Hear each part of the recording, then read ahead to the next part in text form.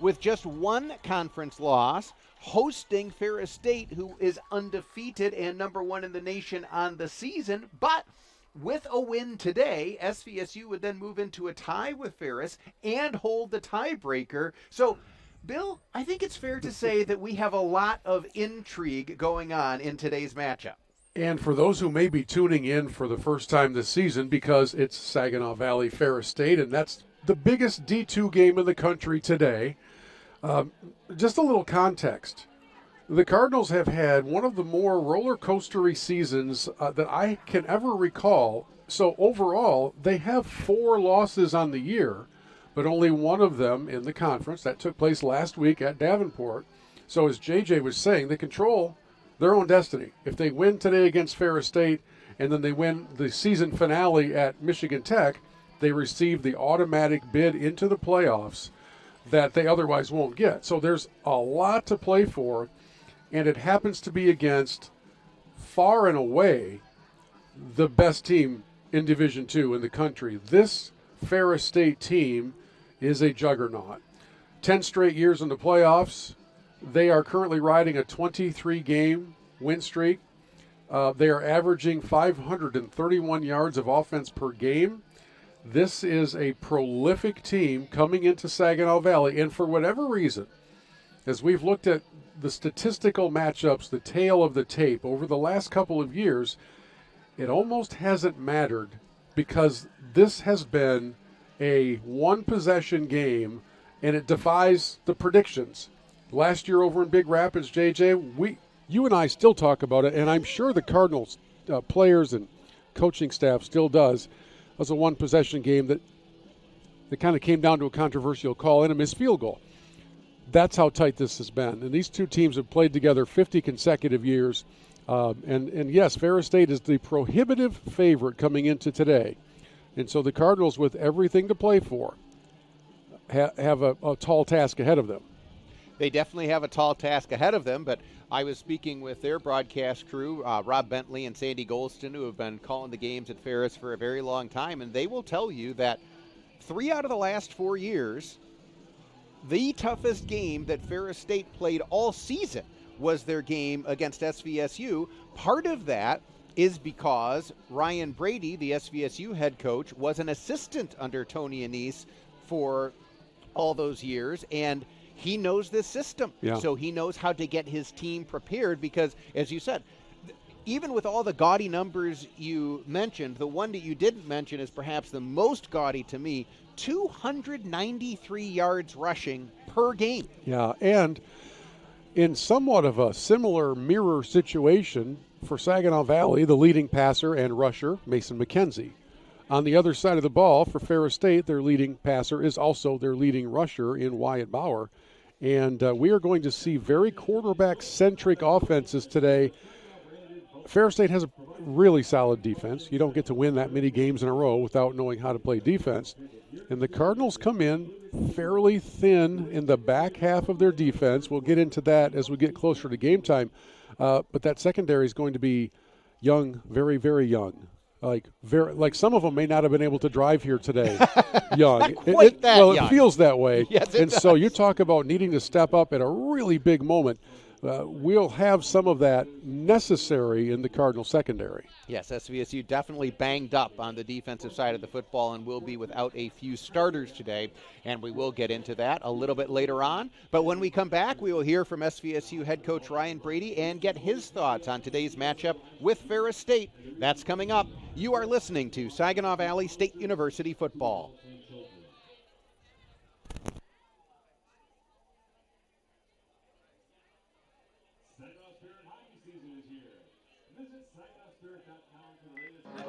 Welcome back to SVSU.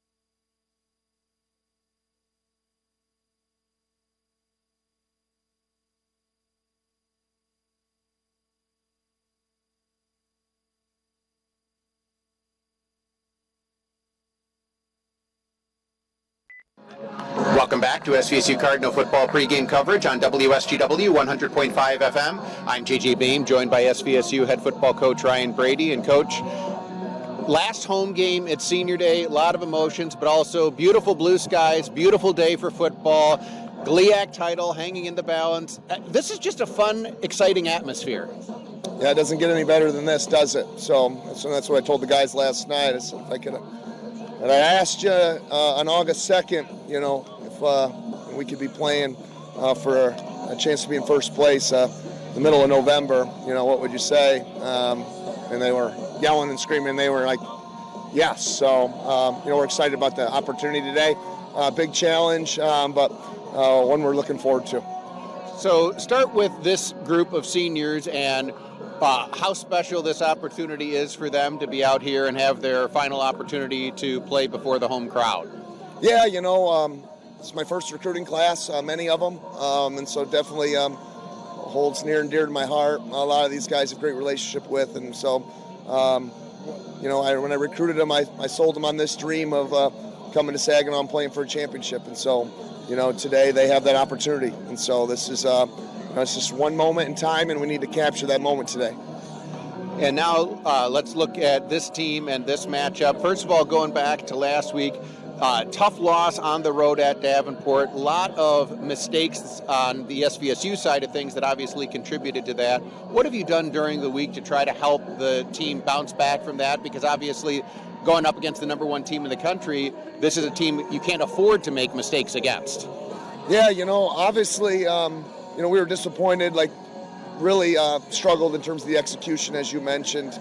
And it just started from the first play of the game. Then we went 3 and out, and then we have a missed assignment, and it's a block punt for a touchdown. So that was unfortunate. And every time we got things back, settled, something else unfortunate happened. And so it was just one of those days. But it doesn't change the circumstances of today. So obviously we'd have liked to win last week, but we still control our own destiny here today. And so, this game against Ferris is a must-win game in terms of us trying to be GLIAC champs. And so whether we won last week against Davenport or, where we lost, the circumstances are the same for us today. And so that was the message to the kids. And, I think the kids have bounced back, had a great week of practice. And they realize, what's at stake here. And so hopefully we'll be giving it our all today and playing our very best.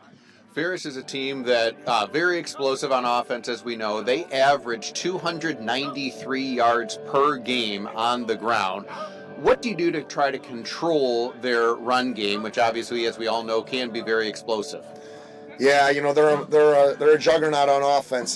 They can score and score really quickly, and they have the ability to break the scoreboard. And so. We've got to be really disciplined today. We've got to tackle extremely well in space.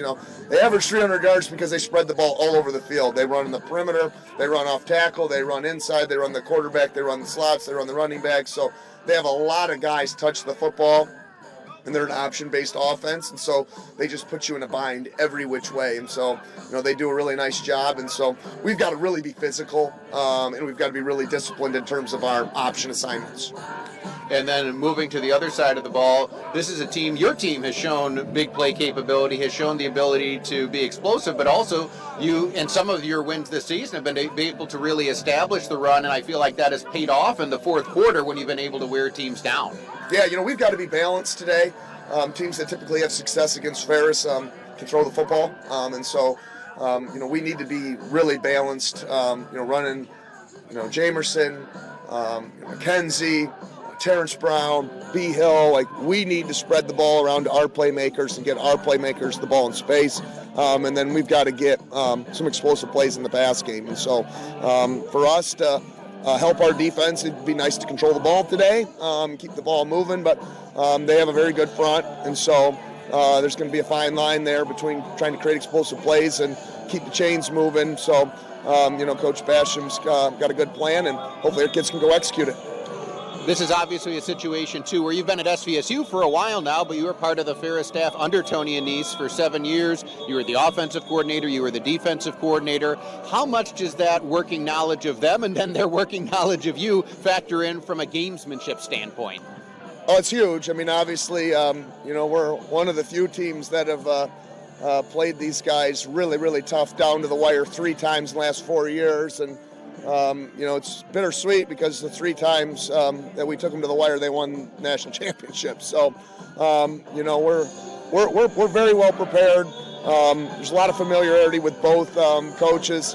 Obviously, having been with him for 10 years is a huge advantage for us and our preparation. And so, I know our coaches appreciated my insight all week because I got a really good insight to what they're going to do and how they want to do it. And so, we feel like our kids are really prepared. We've given them the best scout offensive look that's possible, and it's been really good. Guys like Matt Vaughn, Destin Piggy, Romani House did a fantastic job this week simulating their offense.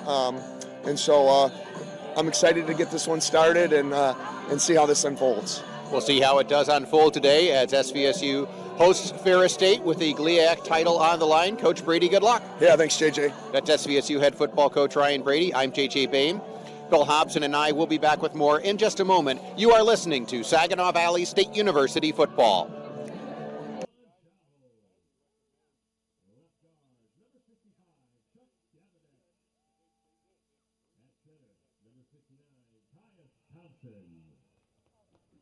At right guard, number 53, Ryan Whiteley. At right tackle, number 76, David Anchando. At tight end, number 86, Tyler Metcalfe. At wide receiver, number 16, Eric Kraft. Also at wide receiver, number 0, Terrence Brown Jr. At wide receiver, number 4, Zarek Zielinski. The quarterback, number 10, Nathan McKenzie. And at running back, number 3, Michael Jameson III. At defensive end, number 2, Tyree Hill. Defensive tackle, number 99, Xavier Jason. The only problem with this screen is you're probably going to be... And number 94, Ricky Alonso Jr. Defensive end, number 11, Al Leduc. The linebacker corps, number 8, Jaden Bevier. Number 40, Christian Bouivet. And number 44, James McDonald. The safeties, number 1, and number 5, Sean Hodges. 7,000 students and 30 of them coming to the game. Yeah.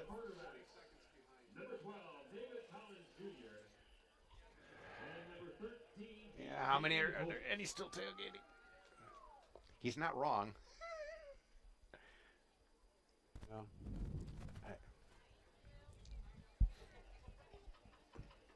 Cardinal fans, for your pregame entertainment, the pride of the valley, the Cardinal marching band. JT Bain, Bill Hobson back at Wick Stadium as we are counting down to kickoff here between SVSU and the reigning national champions and the number 1 team in the nation, Ferris State. It is Senior Day. It is also Military Appreciation Day, as, of course, Veterans Day is coming up next week, and so there will also be a preview of Veterans Day, so to speak, coming up here in a little bit, as this also is Military Appreciation Day. So lots of extra pageantry going on here for SVSU in a game where, for SVSU, as we talked about earlier, still an opportunity for the Cardinals to win the GLIAC conference and then go to the NCAA Division II playoffs, but to do that, they are going to have to defeat a Ferris State team that has not lost a football game in quite a while and has been putting up truly astronomical offensive numbers so far this season. That's a very accurate statement. And in fact, if you look at Ferris's performance throughout this year, the point totals, let me just run down their points. 34, 63, 41, 76, 66, 59, a pair of 38s, and last week they put up 70 against Northern Michigan in a game that, if I remember right, was fairly close at the half. Correct. So that second half must have been a video game because they kind of woke up and came out of the locker room and took care of business. Having said all that, JJ, you know, it is interesting to me because when you look at the tail of the tape between these two teams, yes, Ferris is unblemished, perfect record. They're averaging 531 per game total offense. Well, the Cardinals are averaging 415 yards a game per offense. They've kind of bitten themselves a few times, and last week was a good example of that. Of all things, last week's special teams was a disaster for the Cardinals, and it's been great all year. So this is a day where you can't have those things take place, and you're really going to have to create some turnovers. Ferris State really doesn't turn the ball over much. But today, a depleted Cardinal defensive unit is going to have to play above themselves and create some turnovers to get some extra possessions on a day where they can't commit the error that delivers free possessions over to Ferris State. In other words, everything's got to align today for the Cardinals, and they can do this. They are a physical defense. They are an aggressive defense. They have a really potent offense when it's firing on all cylinders. And for those of you who were listening to us last week over in Grand Rapids against Davenport, some of the game-deciding plays from Davenport were just freakish passes that should never have been completed. So the Cardinals have a lot to build on and a lot to play for today. And right now, the American flag being unfurled, and we'll enjoy our national anthem.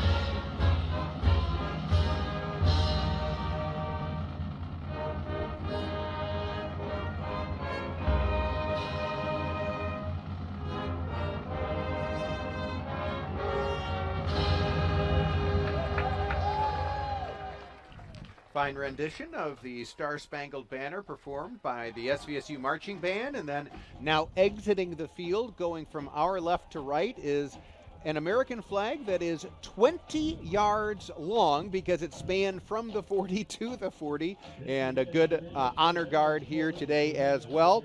SVSU has been recognized as a military-friendly university by the state, the federal government, by pretty much every place that looks at those kinds of things. And of course, this is a community with a lot of military affiliated individuals, so happy to have Military Appreciation Day here as part of the festivities today. Also a big emotional day for the seniors on this Saginaw Valley team, because regardless of what unfolds today and next week, this is their last home game. The Cardinals aren't going to host a playoff game because they'll travel somewhere. So kind of an emotional day for them and for their family members who are here in the stadium and got a chance to walk on the field. And, you know, anybody who's familiar with high school or collegiate sports knows that senior day always carries with it a special degree of emotion. And for the Cardinals, that's certainly true because their seniors are also right off of that leadership core. I mean, these are some folks, well, a bunch of them are team captains. And when you have that kind of experience in those positions, you hope it serves you well in a big opportunity like this today against the Bulldogs. SVSU and Ferris State, we will have it for you in just a moment. You are listening to Saginaw Valley State University football. 1975-78 under legendary head coach Frank Muddy Waters. He was a member of the inaugural varsity team in 1975 and hails from Midland, Michigan. Here are your officials for today's game. The referee is Josh Lushak. Umpire Lionel Elcott. Head line judge Steve Town. Side judge Mike Dunlap. Line judge Sam Santilli. Field judge Mark Giannuzio. And backfield judge Tom Burrow.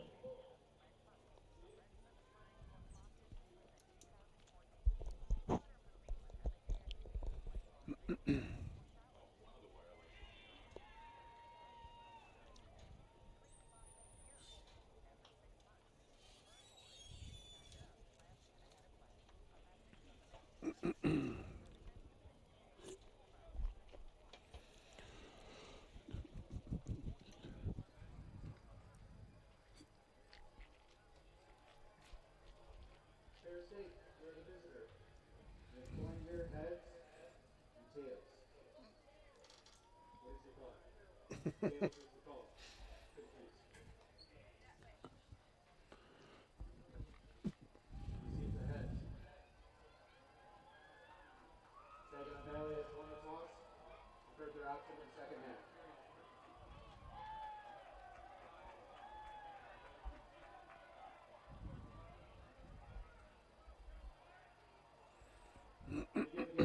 Ferris State will receive at the south end zone.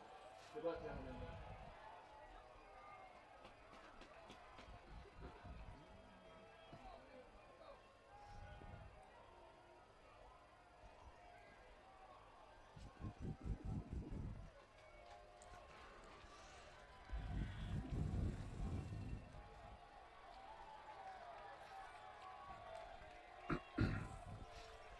JJ Beam, Bill Hobson back at Wick Stadium, where SVSU won the toss and deferred, which means SVSU will be on defense first, and it will be a defensive unit where we will be calling some new names, at least in terms of the starting lineup, because for SVSU, Mason Nickel, who has gotten a number of starts this season at defensive tackle, he is out for the Cardinals today.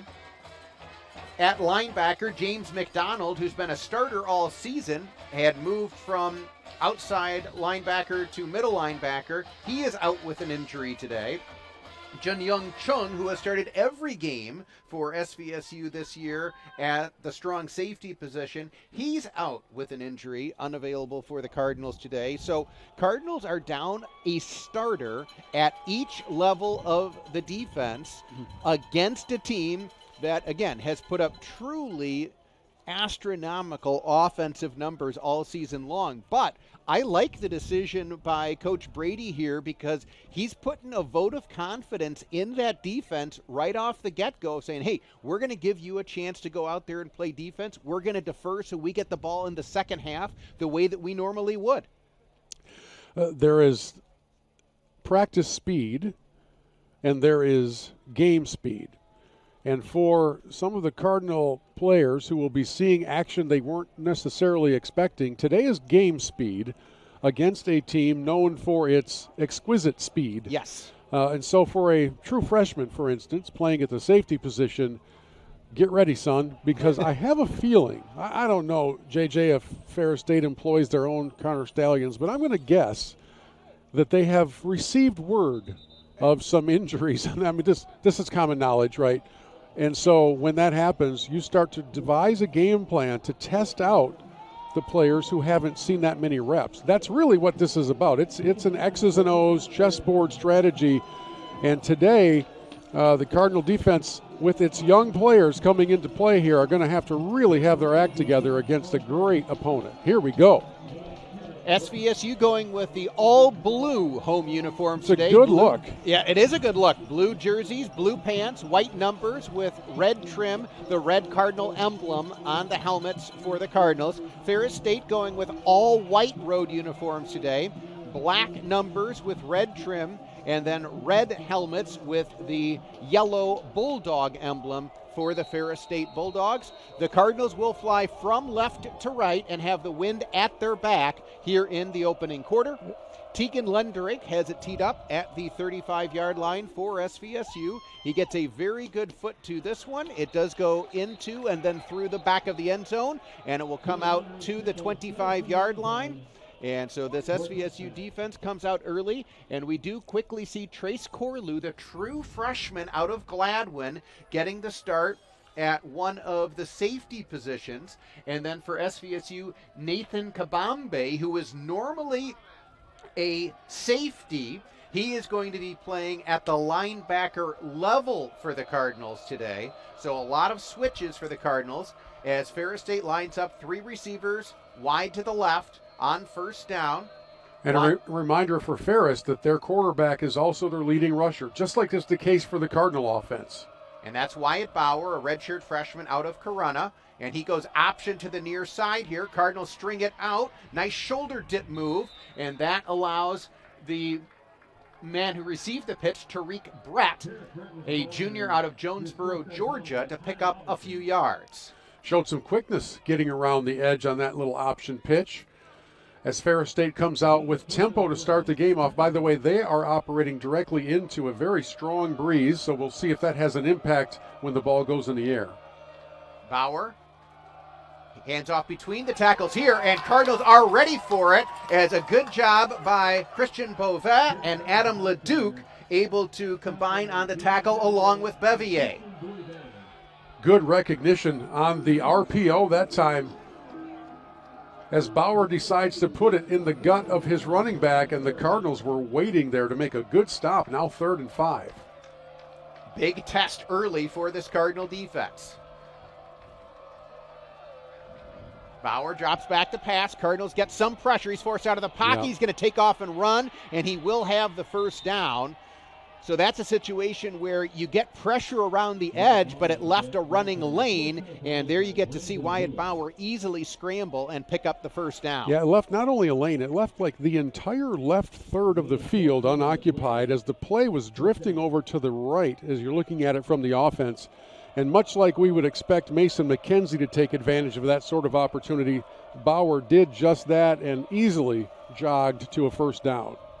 So Ferris has it now, 1st and 10 from their own 43. Bauer back to pass again. He's going to go over the middle, and it is broken up and almost intercepted. So Trace Corlew, the true freshman out of Gladwin, is tested early, and he breaks up the pass, almost gets an interception. Yeah, the kid had both hands on it for a moment, and it was really the receiver that ran into him that shook it loose. Dropping back into coverage for Corlew was done without any contact, without any problem, and I think it was Brady Rose, the receiver, deep down the middle, who kind of ran into Corlew and knocked that ball loose. Really good first test pass by the freshman. Sets up 2nd and 10 for Ferris now.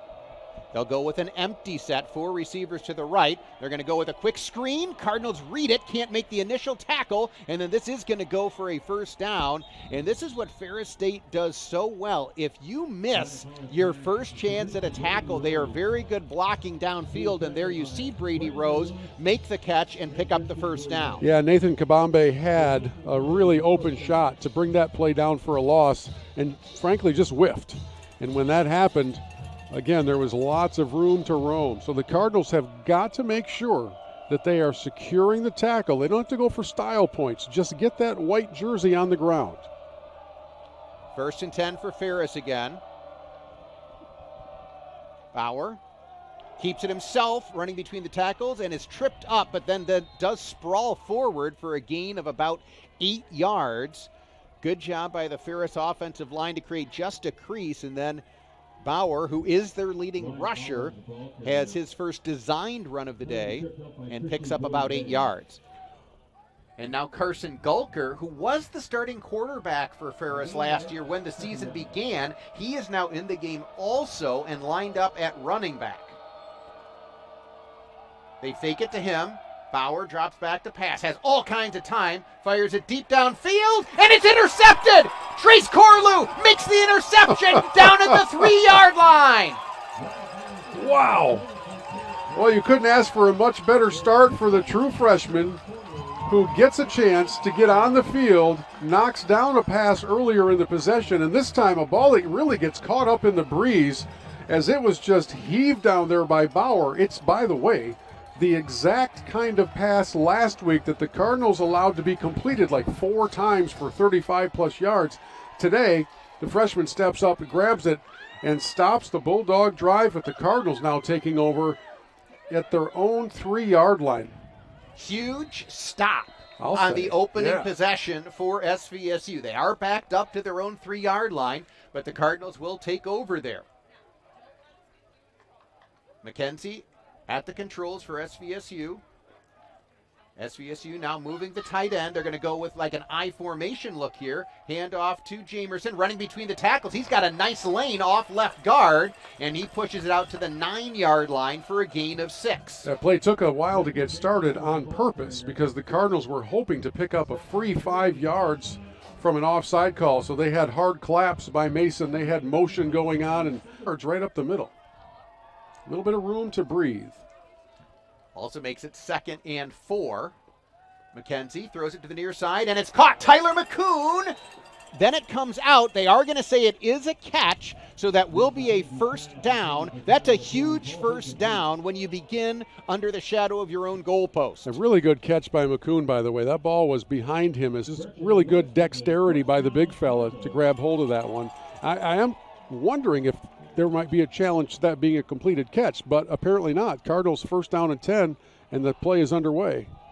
Handoff to Jamerson again, trying to pick his way.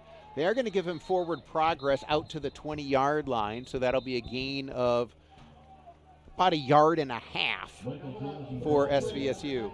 Got a loose dome laying down on the field, so one of the Bulldog defenders will have to take a play off. That's Marquis Jones, the 6'2", 295-pound junior defensive tackle out of River Rouge High School. Well, I can't stress how important it was for the Cardinals to not allow an opening touchdown by Ferris State. That was such a big play by Corlew, and now if their offense can mount a sustained drive, it'll be a really good start to this contest. 2nd and 8. McKenzie drops back to pass. He throws underneath. It's caught by the tight end again. This is out to the 25-yard line. That's McCoon with his 2nd early catch. And so the Cardinals, with 2 completions to the tight end, they're going to be looking at 3rd and about 3. Well, Ferris State drops into a bit of a zone defense. Zielinski tries to stretch him out deep. There's nowhere for that ball to go. And, Mason has not often targeted his tight ends for underneath pass plays. I like that idea because they are open. They're sitting down underneath that shell of the Bulldog defense, and if you can pick up 6 yards at a pop, take it. Terrence Brown goes in motion for SVSU. McKenzie throws. He was looking for Brown. Incomplete. And that time, I think McKenzie felt a little bit more pressure than there was. He needed to give Brown a little bit of extra time to get into his route. Yeah, I think that was the hearing of footsteps. And the pass, even though a lot of folks are yelling for a flag to come out, the pass was quite uncatchable. So there was not going to be a yellow flag on that one. And it's also within the 5-yard window you where can you make are contact. allowed some contact. So SVSU does get the interception, and they do get a first down.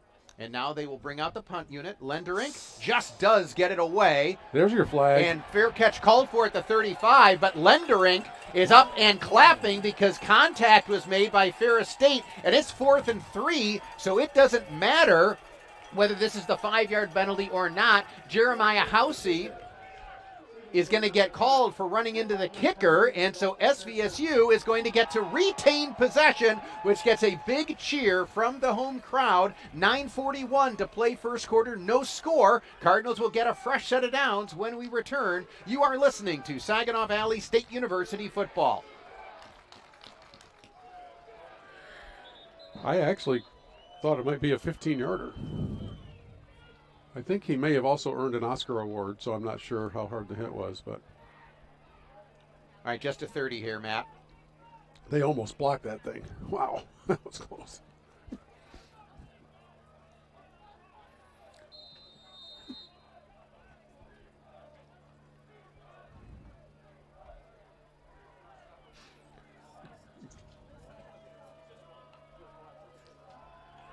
On first down, quarterback draw for Mason McKenzie, and he gets out to the 36-yard line for a gain of 6.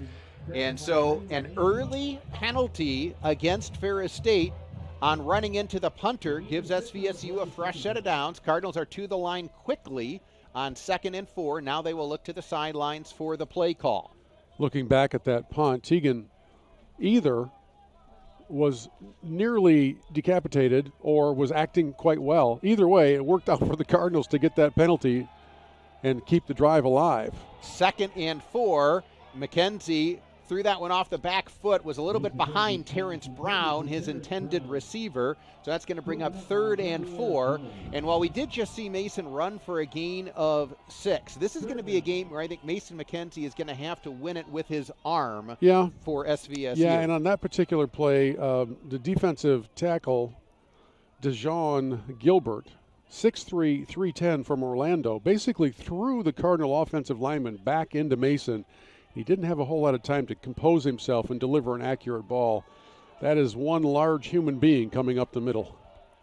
Cardinals with a tight formation, 2 receivers to either side. McKenzie under pressure, rolling now. He's going to try to take off and run. He breaks a tackle. Here goes Mason McKenzie. He's across midfield and out to the 45-yard line.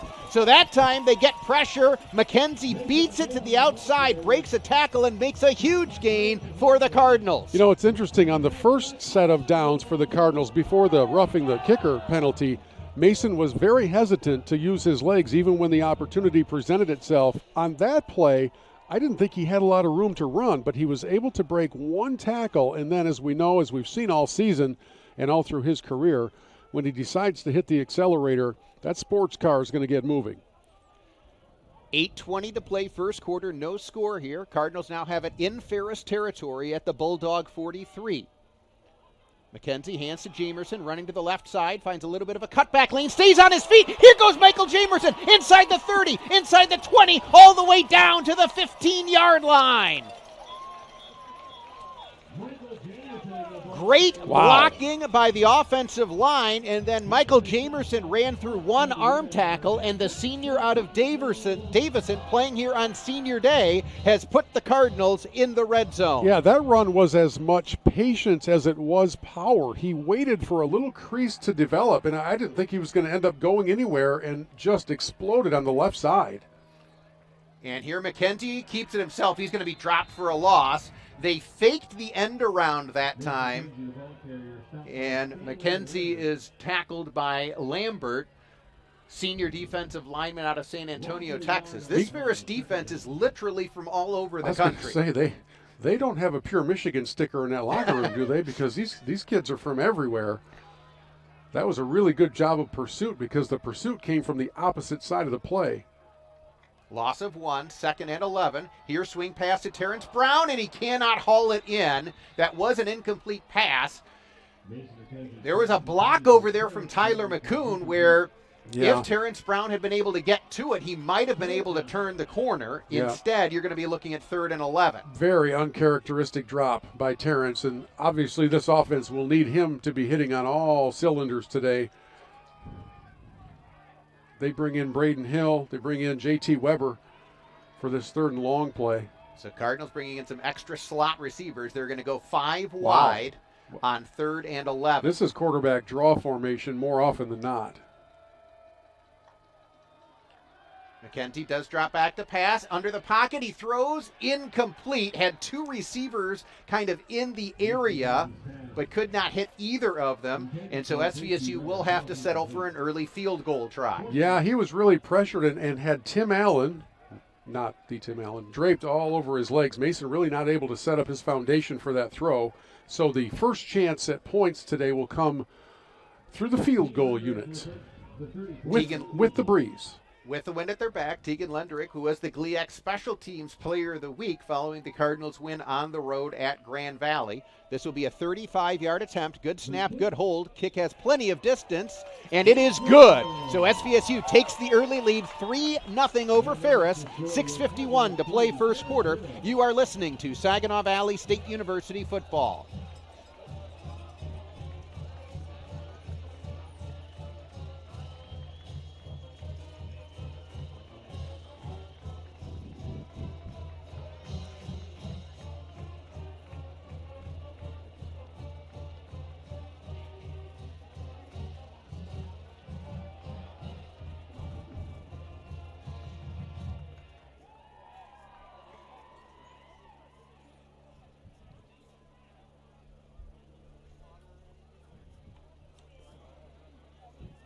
fans, please welcome the SVSU softball team to the field. GLIAC regular season champions and claimed its 4th consecutive conference tournament title. The Cardinals earned the #1 overall seed in the Midwest region and were a host site for the NCAA Division II regional and super regional. The Cardinals were crowned the Midwest champions and advanced to the NCAA D2 championship final site in Chattanooga, Tennessee. They finished the year with the 2nd most wins in program history. J.J. Bain, Bill Hobson back at Wick Stadium, where Ferris on their opening possession threw an interception. The true freshman for SVSU, Trace Corlew, out of Gladwin, gets the interception. It's down at the 3-yard line. Cardinals get 1 first down, then have to punt, but there's running into the punter called against Ferris. Then the Cardinals take advantage of that. They get 1 nice run by McKenzie, another nice run by Jamerson, and then the Cardinals get the field goal.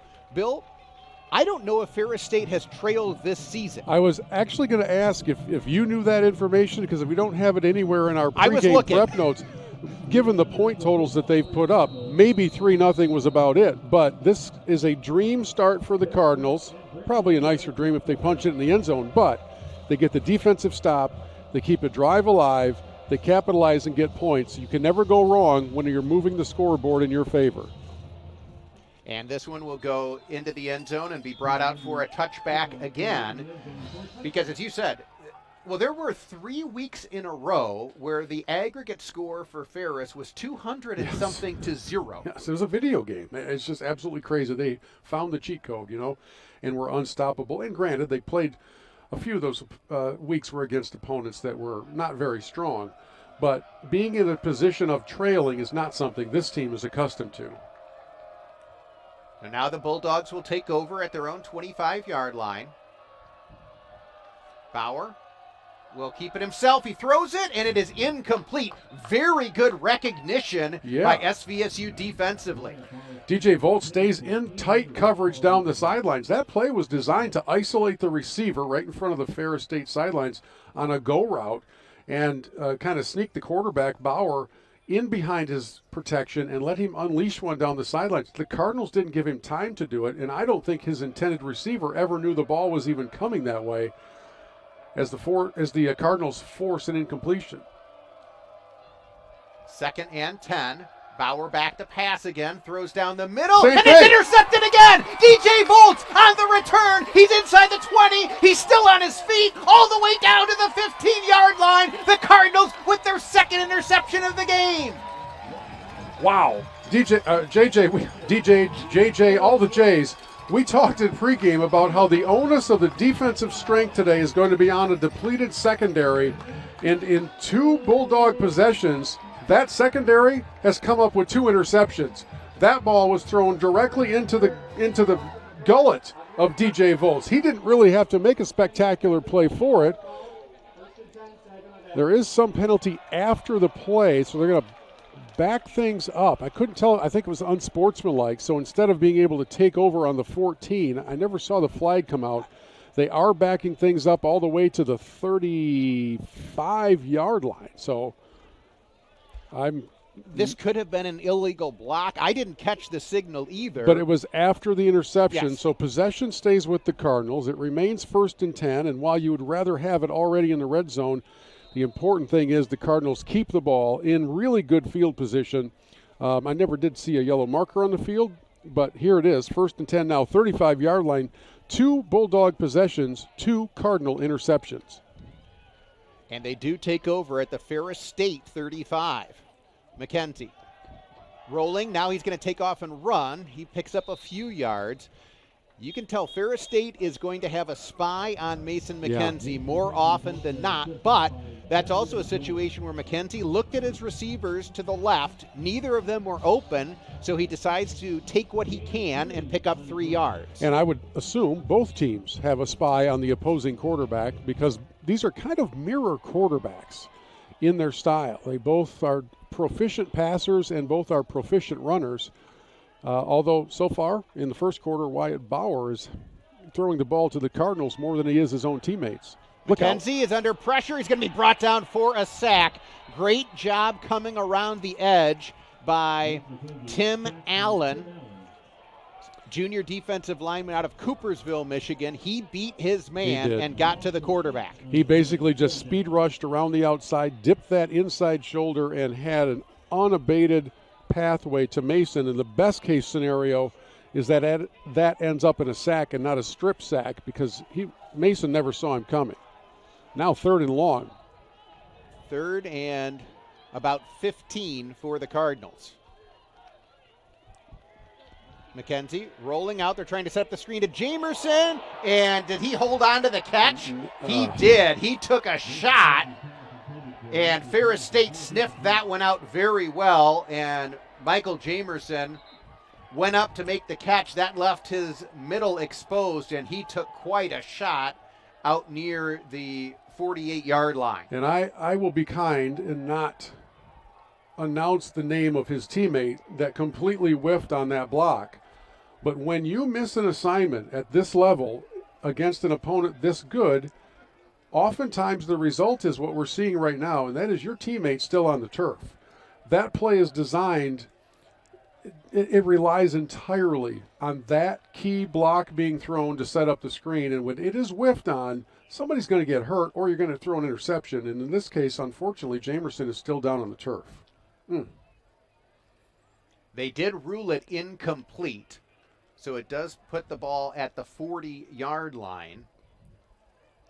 But right now the big story is the attention being paid to Michael Jamerson for SVSU. He comes in as the 2nd leading rusher for SVSU this season with 522 yards on the ground, 7 rushing touchdowns, averages 4.6 yards per carry, already had the 27-yard scamper in this game. Well, they are tending to Michael, and we are certainly hoping that he is able to get up under his own power here, but not yet. We'll give you a couple scores from around Division I. About 2 minutes to go in the first half. Indiana leads Penn State 10-7 in a tight one there in Happy Valley. Georgia leads Mississippi State 17-7 just before the half. Texas Tech over BYU 13-0. Purdue and the Ohio State are scoreless, just underway about 5 minutes into that game. One GLIAC game in progress. Northern Michigan on the road, leading Davenport 21-14. Northern Michigan, without their head coach, Shane Richardson, who resigned yesterday. Yeah, what a story. So I don't have a backstory, but I am sure there is one. He did resign just yesterday as they traveled, before they traveled to Davenport. But Northern Michigan right now with the lead at Davenport, 21-14. And Michael Jamerson is now up to his feet and taking his time, but he now gets a nice round of applause from the crowd as he is moving very gingerly, but he is moving under his own power. Well, it was a very hard hit. It was a clean hit. It was all within the boundaries of the rules, but he was fully exposed, looking up, looking back for the ball, and just got smoked. And as I said before, that's just a result of somebody missing an assignment, and unfortunately your teammate pays the price on that. Maybe somebody later will buy him a pizza or something to say, I'm sorry, but thankfully he's up, but very, very gingerly walking off the field, still not off the field, so they are going to help him a little bit now. That's a big moment for this Cardinal offense. I mean, yes, we'll talk about the health of Jamerson being our first priority. Second priority is how does this reshape what the Cardinals are doing on offense? He is a major part of their plans, and if what we're seeing right now is any indication, somebody else will have to step up and be a big part of the offense. Cardinals have some depth at running back, but they don't have anyone with a combination of the size and experience that Jamerson brings as a senior. This makes a Terrence Brown performance even more important today because he becomes, I think, the next most potent weapon kind of in that backfield or out of the slot position. And as they continue, I mean, we're talking baby steps to come off the field, so he's still got a good 10 yards to get there. Meanwhile, both teams are back out on the field at the line of scrimmage as the Cardinals prepare to punt it back to Ferris State. It's 4th and 15 after that incompletion to Jamerson. And again, it's important to Jamerson to leave the field on his own 2 feet, so they're giving him all the time required for that to happen. And now SVSU will go with the two-punter formation. So you've got the right-footed Lenderink, the left-footed McCoon.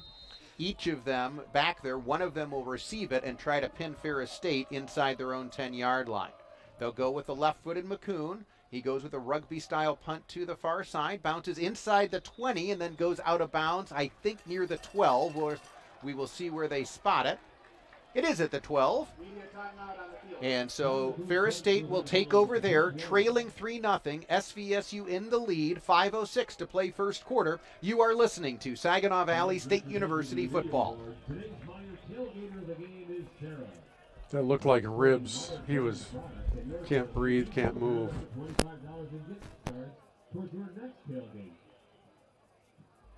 Wire supports responsible tailgating at all SVSU athletic events. Cardinal fans, make sure to visit the Cardinal Deli and the Cardinal Report. The GLIAC is the Conference of Champions. Since its inception in 1972, GLIAC teams have won 53 national championships and countless more individual championships. Throughout the GLIAC, passionate fans come support our athletes in 21 NCAA-sponsored sports. Just as important as being champions on the field. The pool. The court. The course. The track. GLIAC student athletes. Some patchy clouds, breeze coming out of the north, so it is brisk. Game time temperature was supposed to be right around 42, 43 degrees, but we've also got a nice crowd on the home sideline for Senior Day. Good representation in the student section in the north end zone, and Ferris State, the defending national champs, also has traveled very well here to SVSU. And Ferris State has had 2 possessions in this game so far, and both of them have ended in interceptions by this Cardinal defense, so they could not have asked for a better start for the team in blue. Ferris had thrown only 2 interceptions on the season coming into today's contest. Bauer on first down, hands it off here, and Cardinals make the tackle after a gain of about 3, and this SVSU sideline is into it. Well, you know, sometimes if you have early success against a team that is supposedly unstoppable, it can build some confidence and certainly enthusiasm. Now, a lot of things can happen. It's only a 3-0 game. That will not be the final score, folks. Just take that to the bank. But the Cardinal defense has shown that it is not going to back down from this Bulldog offense. 2nd and 7. Bauer quarterback draw, and he's able to get to the second level and pick up the first down. And I have to say, last week in the game between SVSU and Davenport, there were not many penalties called. No. And that was another one where you could have called offensive holding as that play to the left. At the left edge, there was a hold. But if it's not called, and it's not called both ways all game, then the players have to adjust. Yep, it'll be a better flow to the game, but it'll probably be a little more frustrating at times. Ferris does pick up the first down. And handoff here between the tackles. Carson Gulker gets out to about the 35-yard line. He is 240 pounds. Quarterback. He was the quarterback to start last season. Then he got injured. Trinidad Chambliss then became the quarterback who led Ferris State to the national title. He is now the starting quarterback at Ole Miss in the SEC. And now Gulker plays some running back, some tight end, some quarterback, and he's back in the offensive backfield on 2nd and 2. He gets another handoff here, and Bauer loses it. It's a missed handoff, and Trace Corlew recovers the fumble. The second turnover today for the true freshman. They are having a Bauer nightmare start for Ferris State. 2 interceptions and then a fumble that was not caused by contact. It was caused by faking the pitch out and having the ball come out of his hands as they tried to run the option left. Bauer just went to kind of deke the defender by faking the pitch, and all of a sudden the ball's on the turf, and the true freshman Corlew again is in the right place at the right time, and more importantly, makes the play. And the Cardinals are once again set up in almost the exact same field position they just finished. Wow, what a first quarter this has been. Blitz coming. Cardinals pick it up. McKenzie looking deep, looking for Zielinski. And this one is incomplete, almost intercepted down at the goal line. Getting his hands on it was Justin Payout out of Miami Gardens, Florida. I like the decision to look at the deep ball, but you got to recognize double coverage. It was not open. It was not open in any way, shape, or form, and the Cardinals are fortunate not to return the turnover favor because there were 2 hands put on that ball by Payout. It was actually a fairly easy interception that he dropped.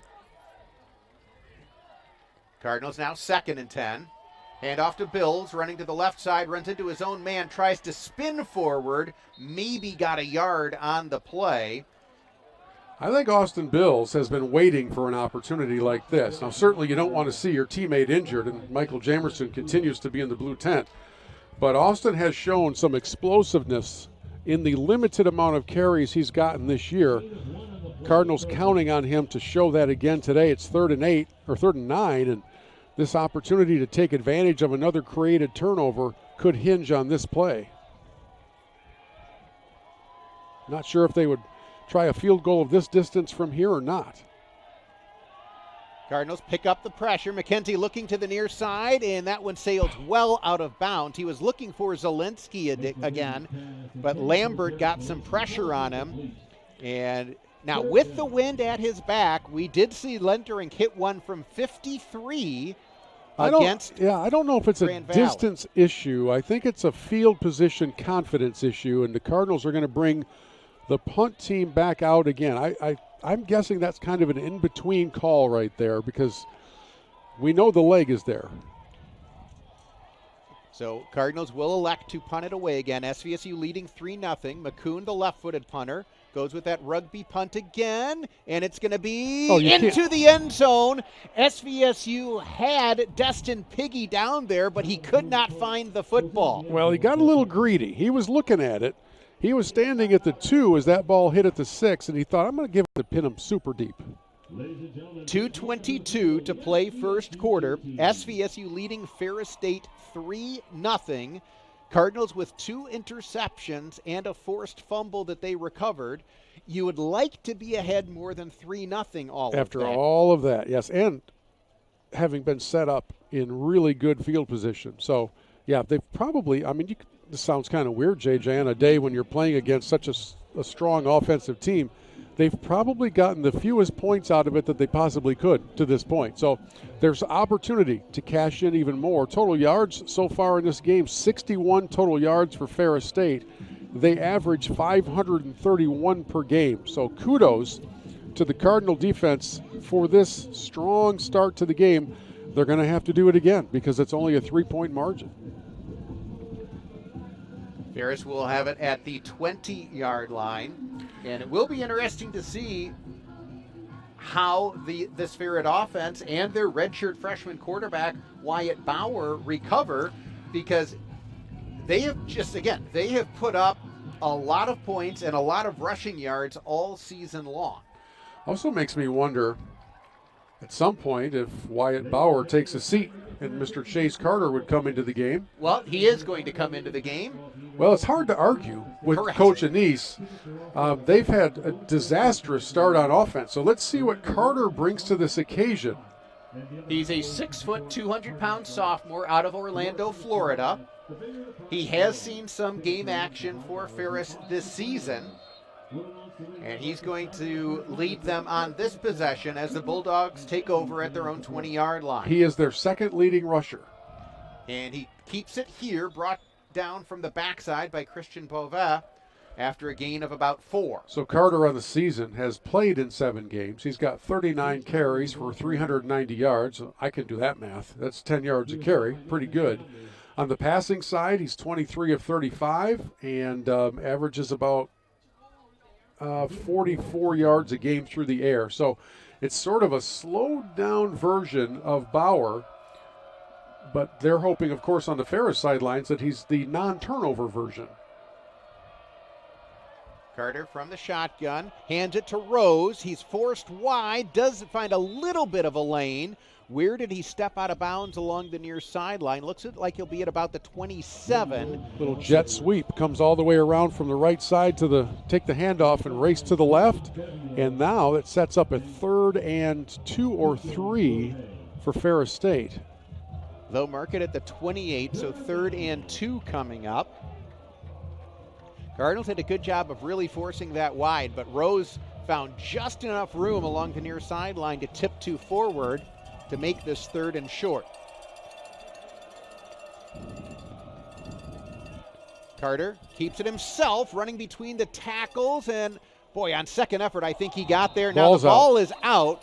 The head official, though, is immediately saying it hit the ground, and I do think Ferris did get enough to move the chains. I think the space-time continuum would have stopped if Ferris had committed a 4th first-quarter turnover, but he was down before that ball came out after picking up the first down.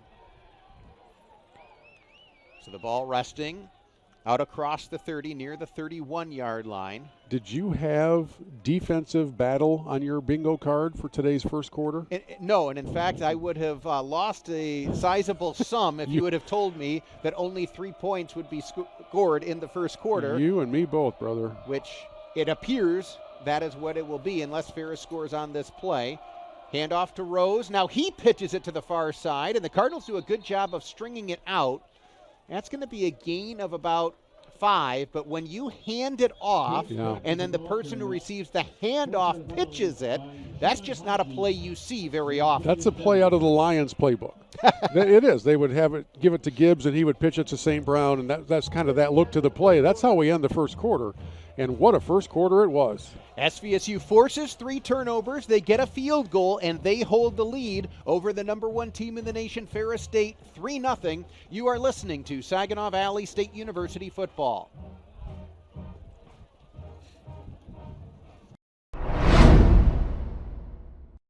Your college experience is waiting. It's time to compete, time to learn, time to laugh, and time to unite. It's time to call the highest-ranked dorms in the country home. The choice is yours. The time is now. The school is SVSU. At Garber Buick, better is a daily effort. We start every day with better in mind. Better prices, payments, and selection. That's a big part of it, but not the whole picture. We're constantly improving to be a better place to shop, get service, and work. See Garber Buick in Saginaw, Buick, State Street in Saginaw, online GarberBuick.com, home of the low price guarantee.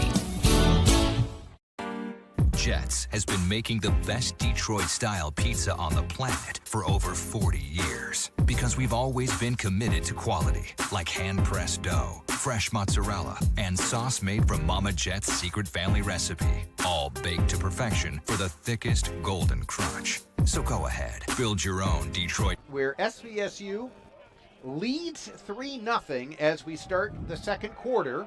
And the SVSU sideline once again enthusiastic.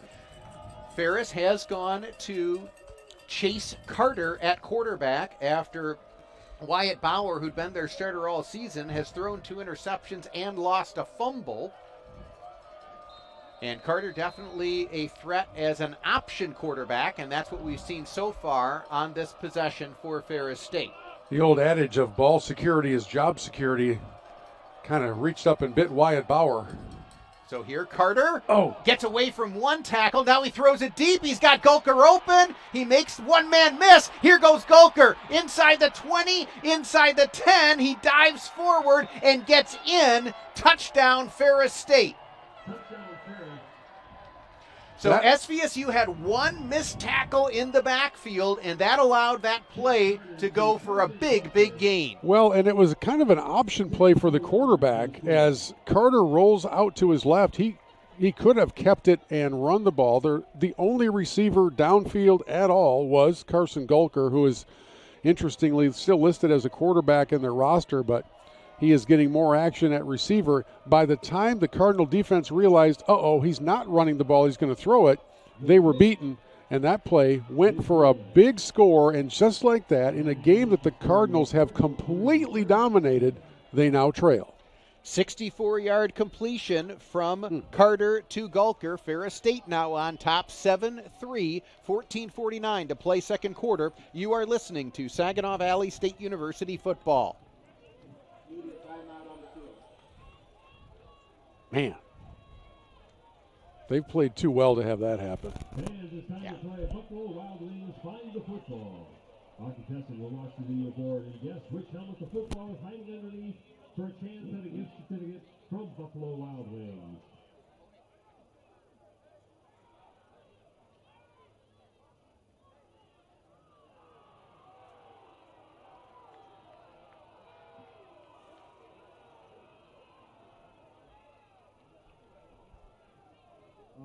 Fans,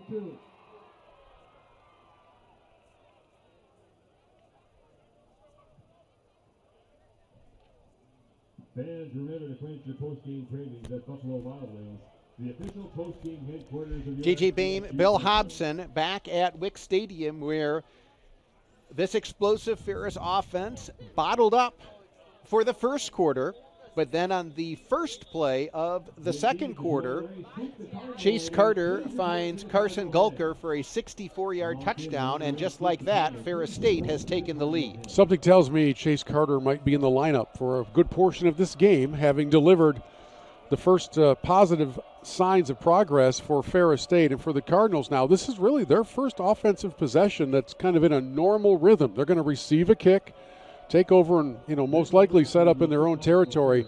So those golden opportunities after the turnovers the defense created resulted in just 3 points. And now it's time for the offense to step up and do its job. Mitchell Middleton kicking off for Ferris. This one to the far side. JT Weber fielded at the goal line. He's going to bring it out, looking for a block. Gets one man to make the block. Does get across the 25, out to about the 28-yard line. So the Cardinals will take over there. Cardinals will be going into the breeze as they fly from right to left here in the second quarter. Yes, and without Michael Jamerson. So now the offense, obviously they have the full field to go, but they also have a little bit different lineup as McKenzie comes out. And lining up with him in the backfield now is Israel Bradford, which we haven't seen Israel a lot at that position all season.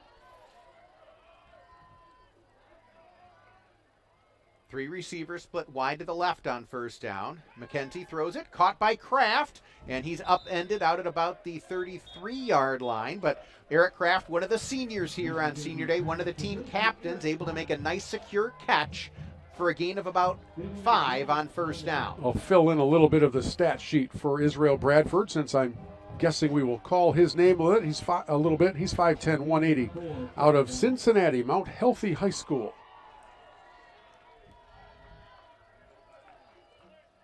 And here McKenzie gives it on the end around to Terrence Brown, looking for a block, and he's not going to get it, as Ferris State did a very good job not getting sucked in on the action going to the offensive right. They wanted to create running room for Terrence Brown to the backside. It wasn't there. He's going to lose a couple on that carry. That was very disciplined stay-at-home defense by the right side of that Ferris State line. They, as you said, did not bite on misdirection. They stayed home and sealed off the edge. There really was nowhere for Brown to go on that reverse.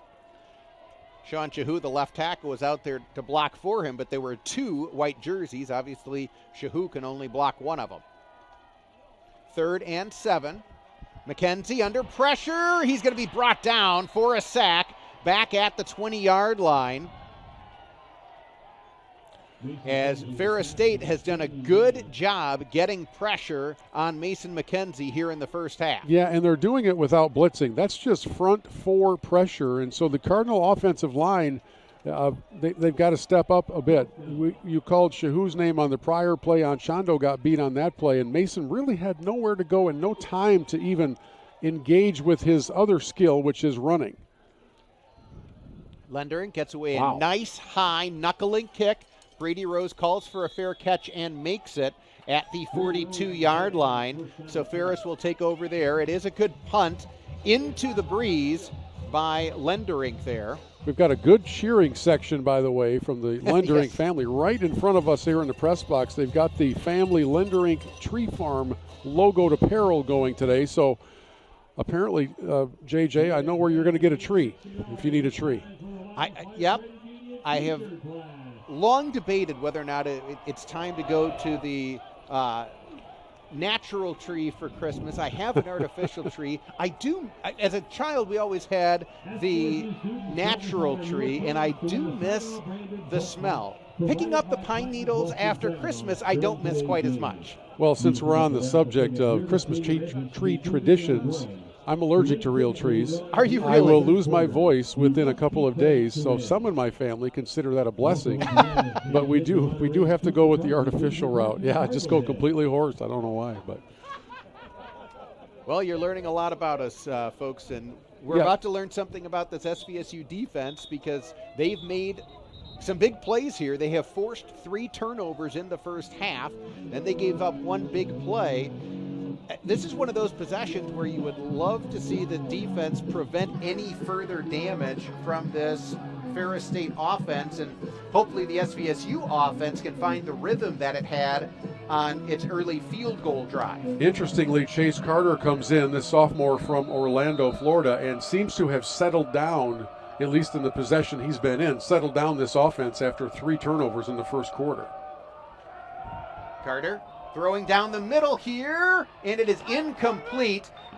Gulker was the intended receiver again. He comes up limping a little bit. Christian Beauvais, the linebacker, was running with him stride for stride. There is a penalty flag, and it's going to be ineligible man downfield against Ferris State. Christian, very fortunate, by the way. He didn't turn around to locate the ball, but fortunately it was overthrown enough where there was really no room for a call to be made downfield. But boy, you got to be careful. As a linebacker in coverage, that's a lonely, tough feeling. But Christian has enough speed to keep up with the play. He did. The pass sailed incomplete, and then the ineligible receiver downfield penalty is called, so that'll back Ferris up another 10. Well, and it was Gulker who was lined up as the ineligible receiver. So he was lined up and covered up, so he was not eligible to run a route. So an even better job then by Beauvais, the linebacker, to stay with him. So the formation really was what was flawed and flagged, so that's why it's only a 5-yard penalty and not 10. So first and 15. And here, handoff to the backside. It's going to go for a loss as Saginaw Valley sniffed it out. The handoff went to Tariq Bett, but then he is going to be dropped behind the line as Ty Robertson did an outstanding job to make the play. Good recognition of that, good penetration, and if you can get back there before the block is set, then you've got a chance to have the running back basically delivered into your arms. That's what happened. So after the penalty against Ferris, now another 5-yard loss on the following play. It's 2nd and 20 yards to go. Ty Robertson, local product out of Saginaw Heritage, playing at defensive end right now. 2nd and 20. Carter keeps it himself, trying to run between the tackles. He runs right into big number 94, Timothy Alonzo Jr. He's happy. He's fired up. It's his senior day. He's made a play, and now it's going to be 3rd and very long for Ferris. Running directly into the arms of number 94 is not a recipe for offensive success. He is a big man and is a very sure tackler. Now, 7 days ago, JJ, over in Caledonia, it was the 3rd and long plays that the Cardinal defense had the most difficulty stopping all day against Davenport. Here it is now 3rd and 19. They've got to get off the field. Ferris has 2 receivers wide to either side. Now Carter sends Rose in motion. Drops back to pass, 4-man rush. Now he's going to take off and run, and he's double-teamed and tackled well short of the line to gain as Kabambe and Beauvais combine on the tackle for SVSU. That's good coverage because Carter was looking, and yes, he scrambled, but a 7-yard scramble isn't all that effective on 3rd and 19. Boy, the secondary has done such a good job. I understand that Ferris State scored on a long pass play, but other than that play, this defense has been on fire, and the recognition of what was happening on that play was instant. It was really, really solid, and they forced the Bulldogs to punt. Again, Ferris also with the 2-punter formation. They get away a line drive kick. Oh. Braden Hill couldn't field it. It's rolling down inside the 10, and it does get into the end zone. That's a break for SVSU. The foot race was on as that ball hits at about the 12 and takes off. Edward Kofumo Henry from Ferris State was in a foot race against a bounding football, and had he gotten there first, it could have been a tough situation for the Cardinals, but the ball made it to the end zone. SVSU comes out after the touchback. They'll take over on the 20, and the defense did what it needed to do, which was get a stop and not give any more fuel to what we thought was a firing up Ferris State offense. One other GLIAC game already underway. Northern Michigan leading at Davenport 28-14. Again, if you're just joining us, Northern Michigan yesterday, their head coach Shane Richardson, who had been placed on administrative leave earlier in the week, he resigned before the team departed Marquette. And so they have a different head coach today, but Northern Michigan now with a 2-touchdown lead in the third quarter at Davenport. It's Penn State 17-7 at the half. Georgia 24-7 over Mississippi State also at the half. Texas Tech over BYU 13-0 at the half. And Ohio State has a 7-3 lead in the second quarter over the Boilermakers of Purdue. Cardinals will come to work on offense. Mason McKenzie has one nice run, but it's just 3 of 10 passing for 19 yards.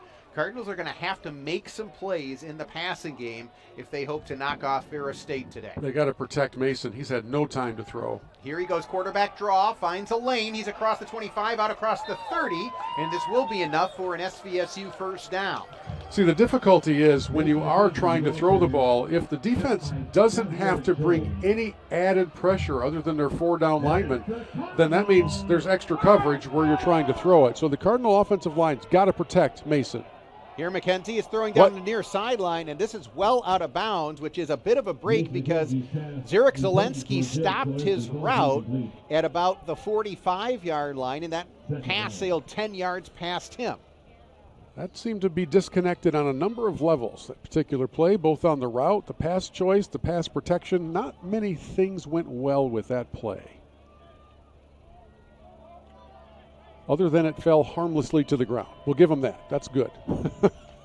2nd and 10. McKenzie throws to the far side, caught by Terrence Brown. Tries to get a block. He does. Stutter step move, turns the corner, and Terrence Brown is going to get close to first down yardage along the far side. Yeah, we're going to give a huge salute to Eric Kraft, the senior. On that right side was the key block that you were mentioning, and it sealed off the edge to let Terrence turned the corner. He was tight roping it down the sidelines, but picked up a first down, and the key block was thrown by the receiver Kraft.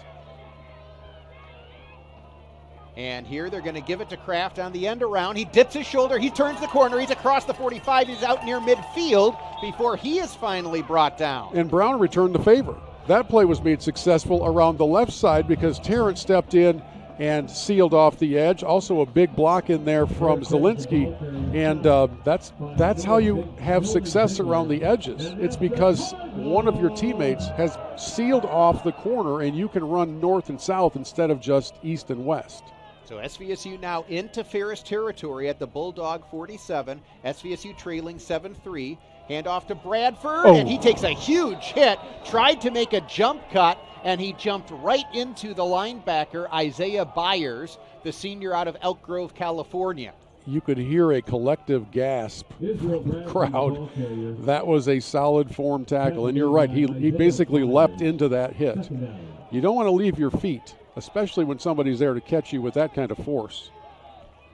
No gain, so it is 2nd and 10.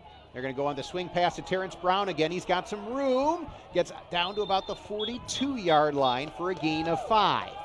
Well, we'll take forward movement. Cakemeister was out there attempting to receiver, and now Terrence comes out, and the Cardinals bring in that wide receiver package that could go 4 or 5 wide, which often makes me think of a quarterback draw. Their 3rd and 6 tendencies this year have been to run the quarterback draw with Mason. 3 receivers in a bunch set to the left. Blitz coming. McKenzie sees it, rolls out to his left. He's going to try to run for it, and he's got the first down.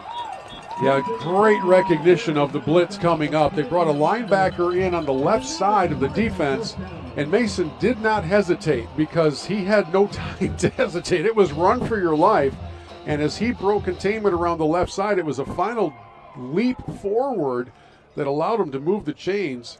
Really heads-up play and great use of his speed by Mason McKenzie. Cardinals now have advanced all the way down to the Ferris State 36-yard line. 1st and 10 from there. Handoff to Austin Bills, running to the right side, and he gets down to about the 32-yard line for a gain of 4. Austin Bills did go through Senior Day festivities. He's officially, eligibility-wise, a junior out of Traverse City Central, but has been here for the 4 years, and so gives himself the opportunity to go through Senior Day. He could come back and play an additional season if he so chooses.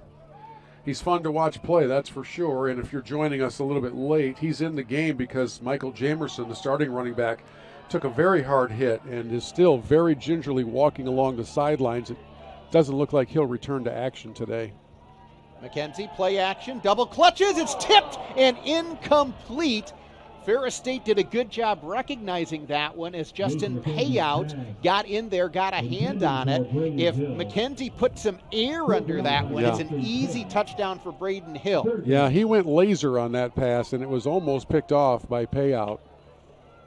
Kind of a double pump, double clutch pass. I don't know if Mason was fully committed to that one or if he saw the opening opportunity at the last moment. But again, the Cardinals fortunate that that one fell to the turf. Cardinals will line up with both Bills and Brown in the offensive backfield here on 3rd and 6. Blitz coming. McKenzie sees it, comes to the near side. It's caught! Braden Hill, first down, Saginaw Valley.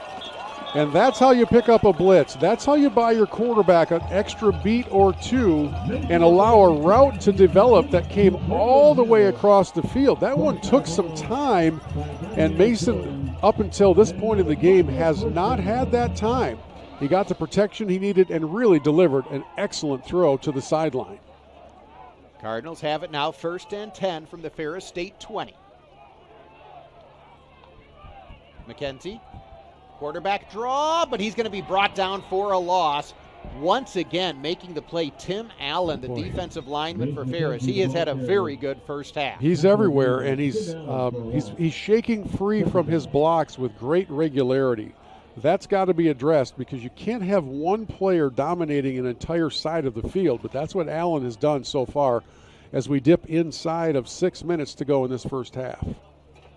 Cardinals trailing 7-3. Cardinals have forced 3 turnovers defensively here in the opening half.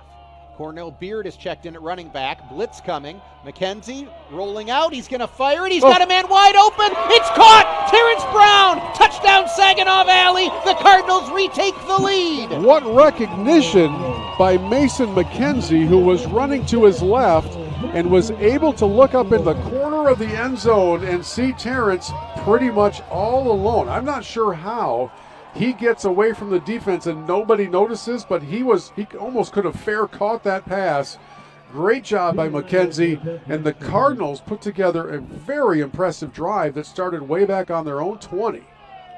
Extended drives are the antidote to what Ferris State likes to do, and the Cardinals just put together an 80-yard drive that results in a touchdown. Extra point from Lenderink is good, so the Cardinals back on top, 10-7, 5:32 to play second quarter. You are listening to Saginaw Valley State University football.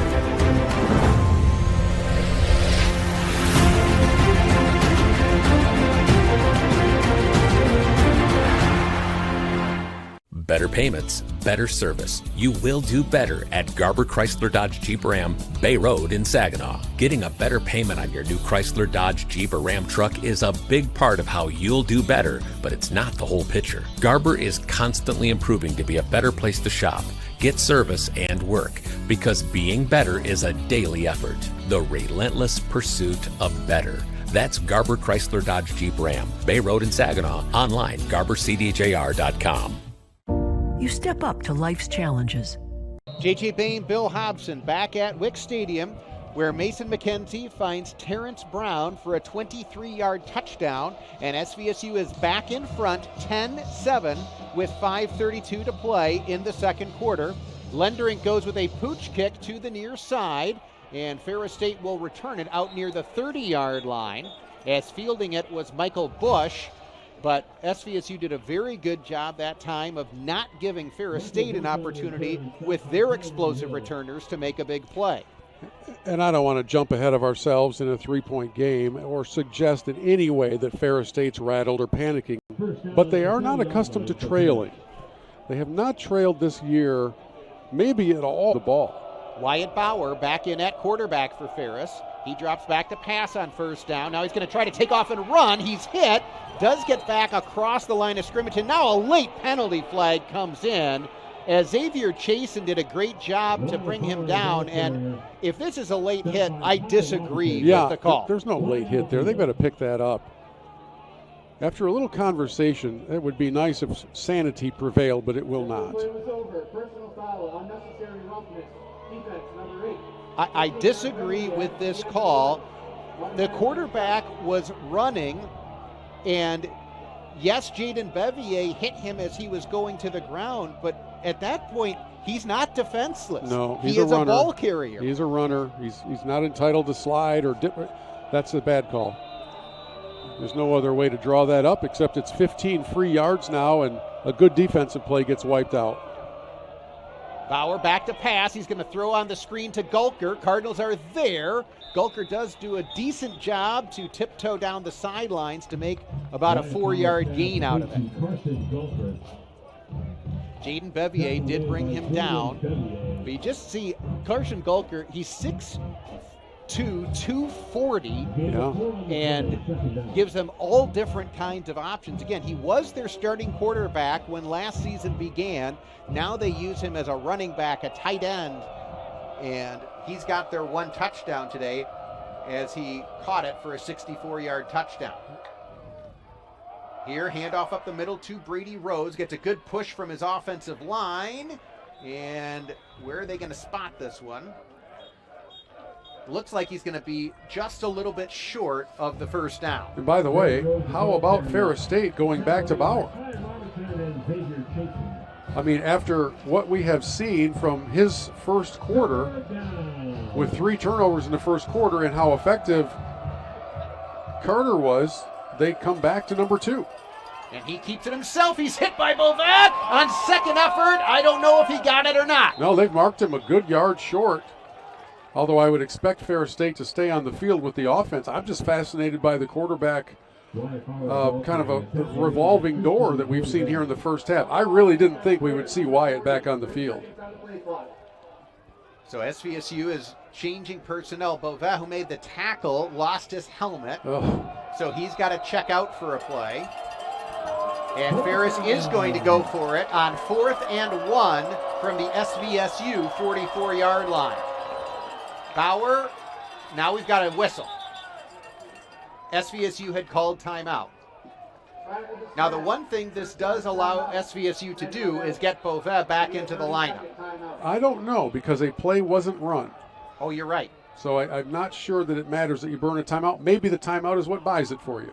So that is possible. I don't think anybody in the building anticipates the ball leaving the hands of Wyatt Bauer on this 4th down when he's your leading rusher and your quarterback. So, but Tony Anise is a very accomplished coach, and he's got the number 1 team in the country. So who am I to second guess? And he makes more unorthodox decisions than almost anybody at the collegiate level. Dan Campbell does the same thing for the Lions, and for each of them, it is remarkably effective in ways that defy statistical probability. Yeah, Anise is a D2 legend, and there's no second guessing what he does. I just know that in the first quarter, his starting quarterback had a really, really bad first quarter, and I didn't think we'd see him again, but here he is now, and it's 4th and 1, and I still don't expect the ball to leave his hands here as the Bulldogs go for it in Cardinal territory.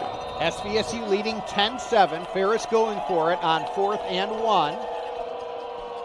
Bauer tried to go with the hard count. Still plenty of time on the play clock. Carson Gulker is in, and he's lined up as something of an up back here. Strong side to the left. Bauer keeps it himself. He's bottled up, and he does not get it. The Cardinal defense makes the stand on 4th down. Boy, he ran right into the strength of that Cardinal defense. They were ready for him, and Christian Boivin was back on the field because of the use of the timeout, and he led the pile-up at the line of scrimmage, short of the line of scrimmage, and Ferris State not able to pick up a half a yard, turns the ball over on downs this time, back to the Cardinals. Wow, what a turn of events that is. And that is a great job by the SVSU front seven. This Yes. is a very good Ferris State offensive line, but the Cardinals won at the point of attack, and then, as you said, the use of the timeout does pay off. It allows Bovet to check back into the lineup. He's in on that tackle, and now the Cardinals take over at their own 44-yard line, leading 10-7, 3:45 to play second quarter. Flea flicker. McKenzie is under pressure. He's hit, still on his feet, and now this pass is going to fall incomplete. The Cardinals used the flea flicker for a touchdown last week, but this time Ferris State got good penetration. Cardinals are fortunate that was just an incomplete pass. Well, the entire play breaks down if the flicking of the flea doesn't get to the quarterback. And so when the running back gets to the line, he's got to get that ball back there with some speed. And that one was a floater, like it was a balloon at a birthday party. And the Cardinals very fortunate that that ball ended up incomplete. 2nd and 10. Hand off to Cornell Beard, who's checked in at running back. He runs hard, gets out to midfield, spun down to the 49-yard line of Ferris State. That's a gain of 7. Cornell Beard, freshman, 5'10", 190 from Shaker Heights, Ohio. I don't remember calling his name this season. Well, this is his second game for which he has dressed. Remember, there's the rule change that you can now dress in up to 3 games as a true freshman without losing your red shirt. Dress or play? Play. Yeah. So this is the second game in which he has played for SVSU. McKenzie, quarterback draw, running to the right side, spins forward, Ball's loses out. the football. It's right at the sticks. Who recovered the football? SVSU has recovered. They are signaling 4th down, but this is going to be interesting because where SVSU recovered it, from my vantage point, it looks like it is right at the marker. That ball came out very late in the play, and by the way, the snap was high enough that Mason actually had to leap to grab it. So the Cardinals are kind of flirting with disaster there, and in the end, the recovered fumble comes up about a foot short of the first down with 2:44 and running to go in this half. SVSU is keeping the offense out there right now. So SVSU just got a big stop on 4th and 1. Now SVSU is going for it on 4th and 1 from the Ferris State 47-yard line.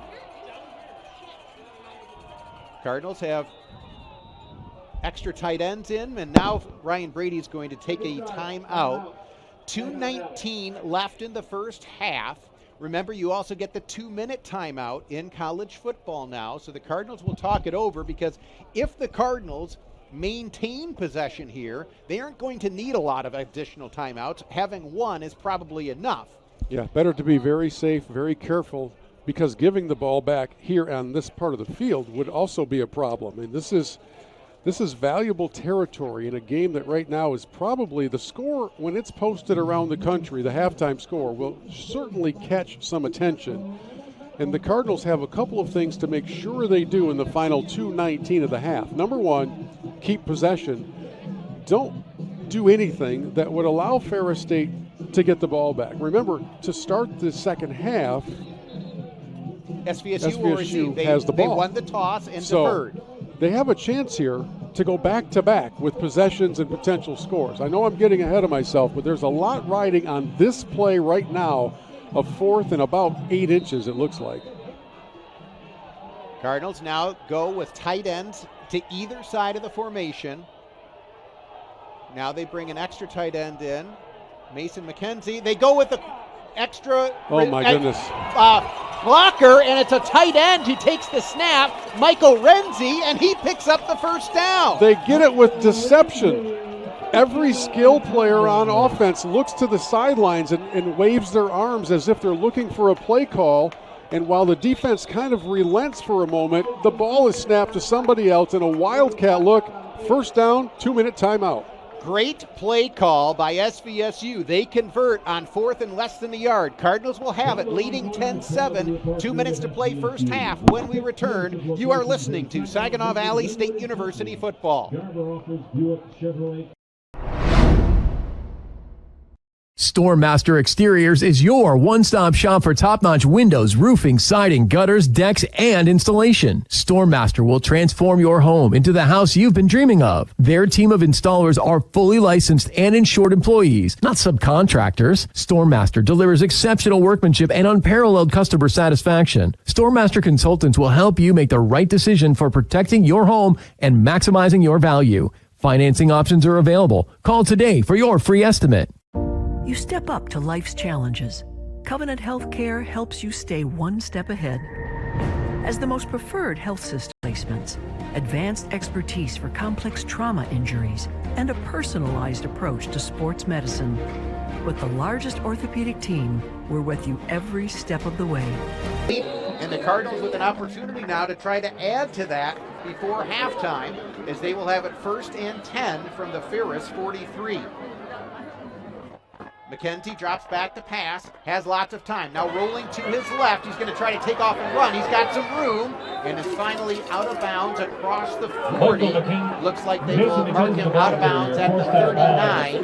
Good for a gain of 4. And JJ, I'm sure you knew this, but if you want to talk about a fully engaged sideline, everybody on this Cardinal team is ready to go. They are amped up and loving what they're seeing right now. Cardinals brought great energy to start this game. The defense delivered 3 turnovers in the first quarter, and that energy has remained high.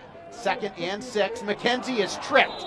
He was trying to get out to the right side, and a good job by Stanley Lambert, the defensive end. I think he forced the offensive tackle and Chondo back into the play. McKenzie trips over him and loses about 5 yards.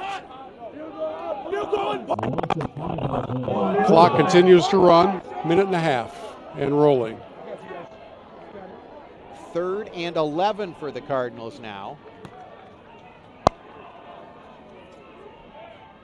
McKenzie has Cornell Beard flipped to his left hip. McKenzie sees the blitz. He's going to try to take off and run. Penalty on the play. McKenzie dives forward. The play would result in a first down. Well, we mentioned earlier how it didn't appear that holding calls were going to be a part of today's festivities. They are now. There have been very few penalties called today. That is just the 5th penalty enforced today. And now it's going to make it 3rd and very, very long for SVSU. I will say that I didn't hear a lot of protesting from the Cardinal sideline, so perhaps that one was a little more obvious. So SVSU still with 1 minute and 9 seconds to play here in the first half. Now looking at 3rd and 21. Clock is winding.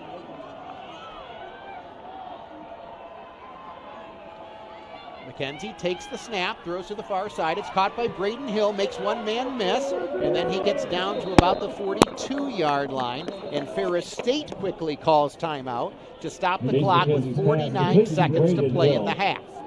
Well, having those 3 timeouts is a pretty nice luxury for Ferris State, so they'll have 2 left after this, and the Cardinals most assuredly will punt it into the breeze and try to pin Ferris State deep and call on the defense one more time, JJ. They've done a fantastic job here in the first half, and what's got to happen now is they've got to stand strong here as this clock rolls towards halftime.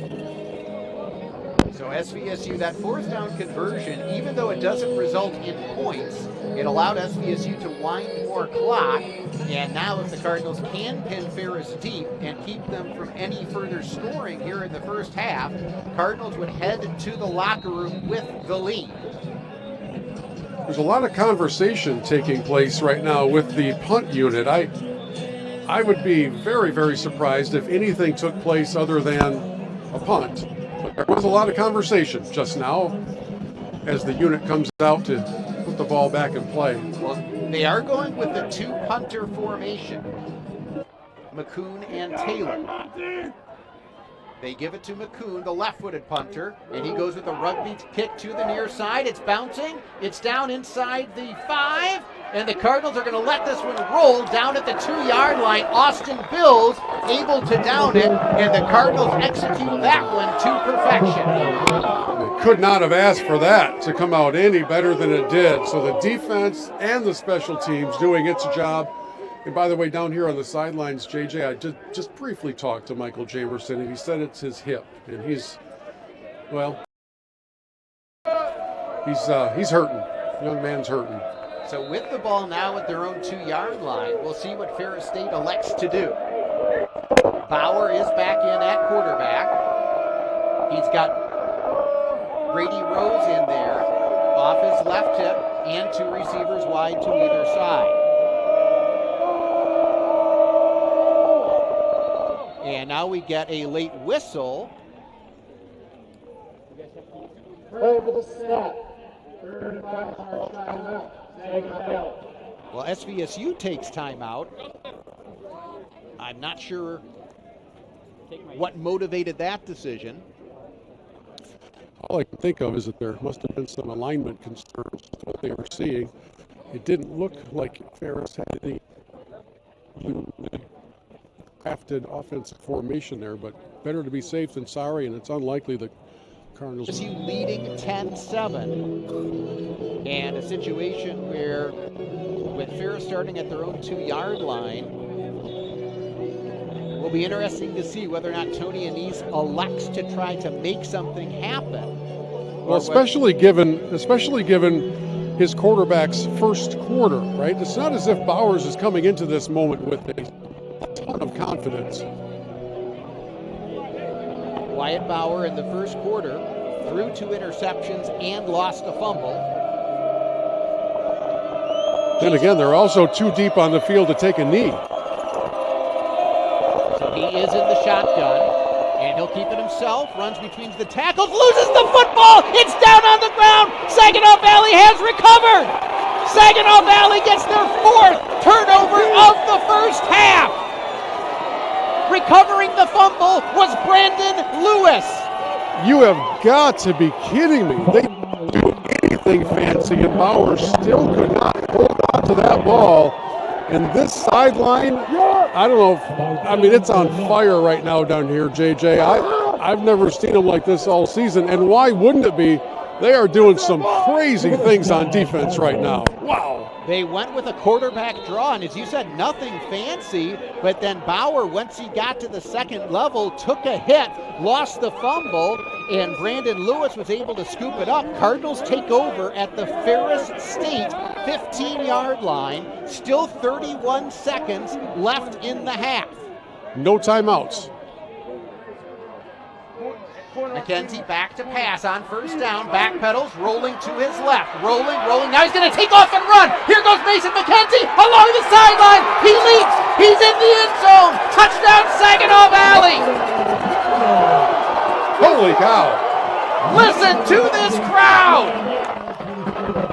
It is electric in this stadium and on these sidelines as the Cardinals are doing exactly what Coach Brady talked about in the pregame. He said, we have to create turnovers. They've created 4 turnovers here in the first half, and I don't know that anybody thought that the Cardinals would end up scoring before the half. The thought was to keep Ferris from doing that, and now all of a sudden you're 1 extra point away from a 10-point lead. Wow. This SVSU defense has come up big in the first half. 4 forced turnovers. McKenzie runs it in from 15 yards out. The extra point is good. Cardinals on top, 17-7, 21.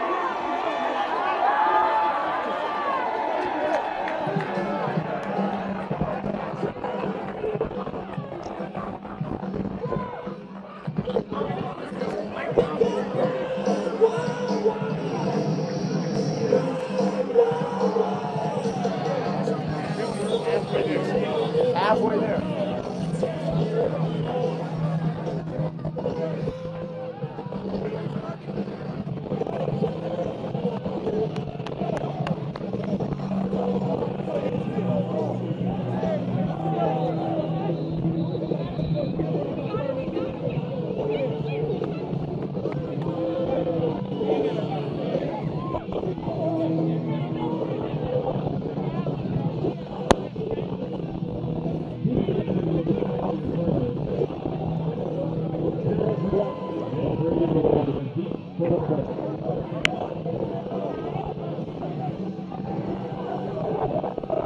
J.J. Bain, Bill Hobson back at Wick Stadium, where SVSU gets the fumble. Brandon Lewis recovers, and then Mason McKenzie on the scramble runs it in from 15 yards out. Cardinals now on top 17-7.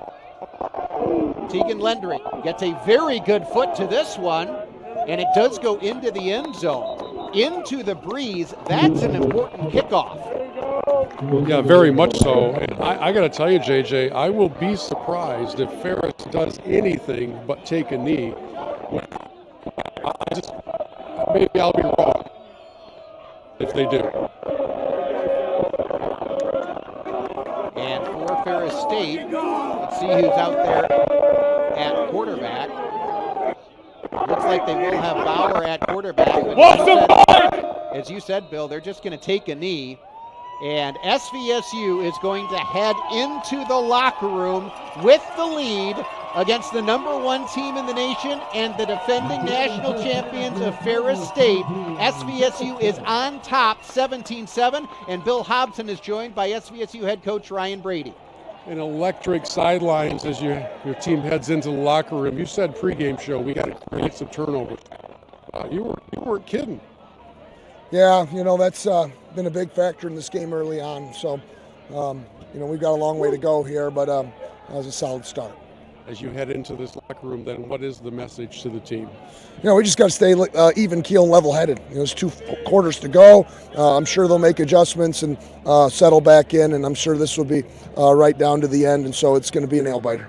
When you're facing a team that's used to success like this, and you send them into an unusual position where they're trailing, what do you expect from them? You know this program, you know those coaches. Yeah, I expect them to come out with their hair on fire. So I know their locker room's probably going to be pretty intense right now, and I expect them to come out with the switch fully on. Go get them. Thanks, Coach. Coach Ryan Brady heading into the locker room, and he's not wrong, JJ. Certainly we would expect the Bulldogs to come out, as he said, with their hair. What a performance in that first half, and you could not have scripted much of it any better. And cannot wait to see how they come out to fire things up in the second half. And SVSU will receive the second half kickoff. At the half, it is SVSU leading Ferris State 17-7. Back in a moment. You are listening to Saginaw Valley State University football. From all of us at SVSU, thank you for your service. The GLIAC is the Conference of Champions. Since its inception in 1972, GLIAC teams have won 53 national championships and countless more individual championships. Throughout the GLIAC, passionate fans come support our athletes in 21 NCAA-sponsored sports. Just as important as being champions on the field. The pool. The court. The course. The track. GLIAC student athletes are champions in the classroom and the community. The GLIAC is. The GLIAC is. The GLIAC is. The Conference of Champions. At Garber Buick, better is a daily effort. We start every day with better in mind. Better prices, payments, and selection. That's a big part of it, but not the whole picture. We're constantly improving to be a better place to shop, get service, and work. See Garber Buick in Saginaw and get a better payment on a new Buick Encore or Envision. The relentless pursuit of better. That's Garber Buick. State Street in Saginaw. Online, GarberBuick.com. Home of the low price guarantee. If you want a career that requires a college degree, the clock starts now. And while time marches on, keep in mind that 97% of our students find their career when they graduate. The choice is yours. The time is now. The school is SVSU. Jets has been making the best Detroit-style pizza on the planet for over 40 years. Because we've always been committed to quality, like hand-pressed dough, fresh mozzarella, and sauce made from Mama Jet's secret family recipe. All baked to perfection for the thickest golden crunch. So go ahead, build your own Detroit-style pizza or order one of our specialties like the all-meaty or Jet 10. Jets, better because it has to be. Hospital. Before you answer, consider this. Covenant Healthcare is the region's most preferred hospital for both emergency. At Wick Stadium, where SVSU plays a very good first half of football. They lead Ferris State 17-7 at the half. In that first half, this Ferris State offense that averages well over 500 yards per game has put up just astronomical numbers. SVSU holds them to 6 first downs the entire first half. Turnovers the big reason. Cardinals get 2 interceptions. Cardinals force 2 fumbles that they recover, but just 6 first downs for Ferris State. And you know what's funny about that? It doesn't feel like they have that many. They scored on one big strike play where the receiver got behind everybody, and that's really been it. The Cardinals in the first quarter grabbed 2 interceptions and a fumble, all of them courtesy of Wyatt Bauer. He was brought out of the game, and Chase Carter brought in a quarterback for Ferris State, let him down on a touchdown drive, and has not seen the field. He did play one more drive after that, and then was pulled, and Bauer comes in, and at a crucial time, right before the half, lays it on the rug again. And this Cardinal defense is, you talk about creating opportunities. They have been fantastic. And for Mason McKenzie to be able to score on that play, there wasn't a lot of room there, but his speed creates room. Remembering that the Cardinals got this surprising possession they were not anticipating after they had just burned their third and final timeout on defense. A lot of things could have happened in those few 31 seconds that they took over. One of them being the miraculous, which is to score a touchdown and go in up 10 on the best team in the country. What a half, man. And JJ, you know, we're just so everybody listening understands, you and I spend the game up here in the press box, but right before the half, as most people can hear, I take a different microphone and go down on the sideline so that I can talk with Coach Brady. So we've done that for all 7 home games. I've never been anywhere near an energetic sidelines like we were just on. I mean, this was a full-on party down there, and Coach Brady is so intensely engaged in this game. You could probably hear it in his comments. He didn't really get very excited. Nope. And he said, we got to stay level, because he knows how good that team is on the other sidelines. This game is way, way, way, way, way away from being over. But to go in up 10 is something nobody saw coming, except for maybe the guys in the dark blue jerseys who believed that they could do it. And kudos to the defense today, playing with a lot of guys who don't normally play, and almost every one of them have made key plays. When you look at a Trace Corlew, true freshman out of Gladwin, he gets an interception and recovers a fumble. He was not expected to play when last Saturday's game ended. He's pressed into service. He comes up big, but it's been the entire defensive unit that has played very, very well. And as you said, Cardinals gave up one big play. You're going to give up some big plays to Ferris State, but that's been the only scoring that Ferris has been able to muster. SVSU leads at the half 17-7 over Ferris State. We will send it back to the studios for halftime. You are listening to Saginaw Valley State University football.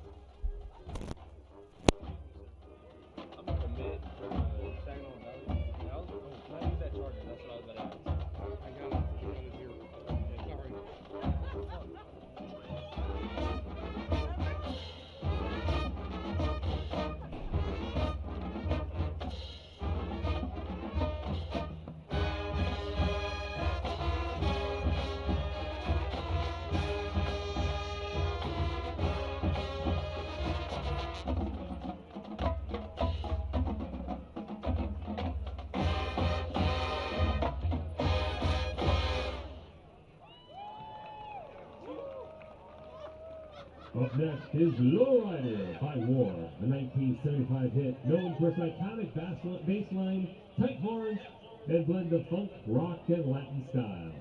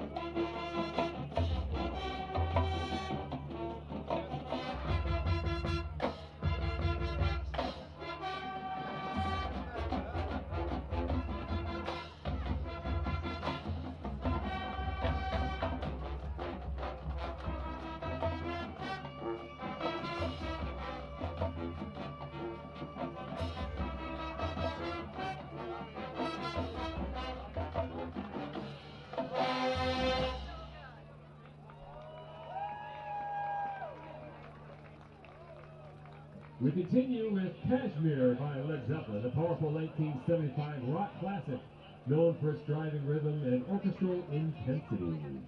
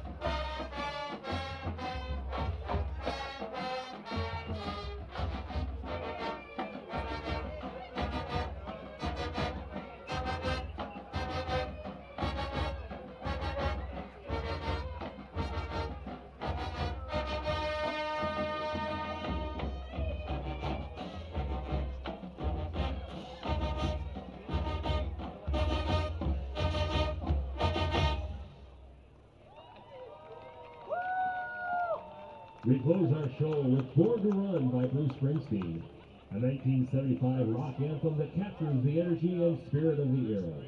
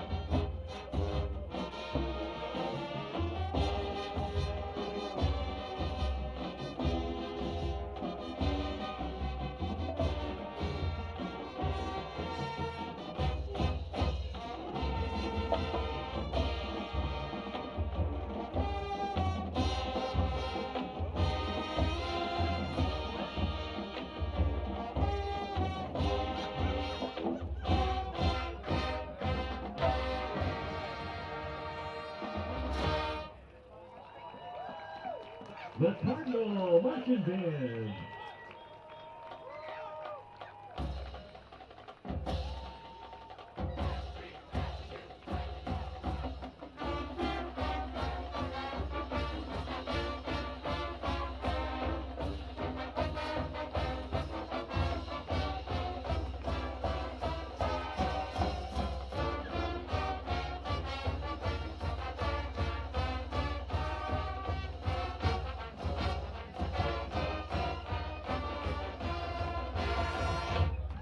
We hope you enjoyed this performance of the Cardinal Band 50th Anniversary Show, music from 1975.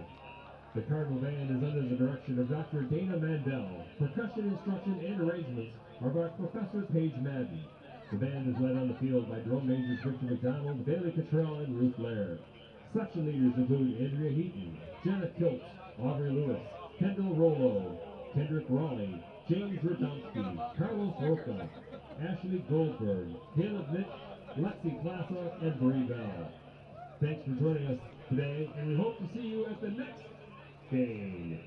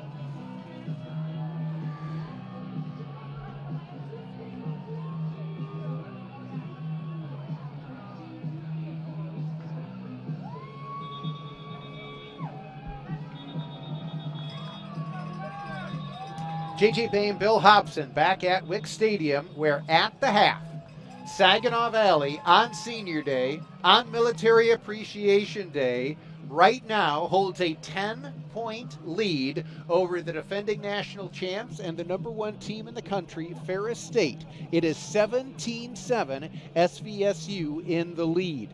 Other GLIAC games in progress. It is going to overtime in Grand Rapids as Davenport and Northern Michigan are tied 28-28. In the second quarter, Grand Valley at home, leading Michigan Tech 6-0. SVSU will travel to Michigan Tech next Saturday for the regular season finale. And at home, Roosevelt is leading Wayne State by a score of 14-0. In that first half for SVSU, Cardinals were led on the ground by Mason McKenzie, 13 carries for 42 net yards, as sacks count as negative yards in college football. And so he has 13 carries for 42 yards, including that 15-yard touchdown right before the half. Michael Jamerson had a good start to the game, 3 carries for 35 yards, but then he got injured in the first quarter and is unlikely to return in this game. And then Eric Kraft on an end around had 1 carry for 12 yards. Cornell Beard 1 carry for 7 yards. Mason McKenzie was 8 of 18 passing for 81 yards and 1 touchdown. Did not have a turnover for SVSU, and that's important because on the other side, Ferris State in that first half, Chase Carter 1 of 1 passing for 64 yards and a touchdown, but Wyatt Bauer, the starter, 2 of 6 passing for just 15 yards. He threw 2 interceptions and lost 2 fumbles. So there's a lot of decisions to be made on that Ferris State sideline. They're living a nightmare. Coach Anise decides, I'm going to show some confidence in my guy. I'm not going to shut him down. We've got playoffs to look forward to. We're going to need him. So even though he had a disastrous, he being Bauer, even though he had a disastrous first quarter, I'm going to get my guy back out there. And he coughs it up in the red zone with 31 seconds to go in the half. So kudos to the Cardinals for capitalizing on that moment. That sequence before the end of the half, JJ, was as important a half a minute of game time as we've seen maybe since you and I have been broadcasting together. If the Cardinals go on to win this game, you're going to point to that sequence as being crucial. The first quarter, Cardinals make big defensive plays. They get 3 turnovers, but they don't convert them into anything more than 3 points. So, yes, important, but not as important as what just happened because SVSU now goes back on offense to start the second half, and they have a chance to do what really is vital, which is to get this game beyond a 2-possession margin of lead, because we know that Ferris has potency on that side. We know they're not done yet. One of the things I'll be fascinated to see is who is leading the Ferris State offense for the rest of this game. I cannot imagine that it's Bauer. We will see what decision they make. The other thing in that first half, SVSU possessed the football for 17 minutes and 57 seconds, and SVSU receives the second half kickoff. One of the best things you can do against a potent offense is control the ball when you are on offense. Cardinals did do that in the first half. They lead 17-7 over Ferris State. Second half is coming up. You are listening to Saginaw Valley State University football. Once again, that ring number, do you see 929924.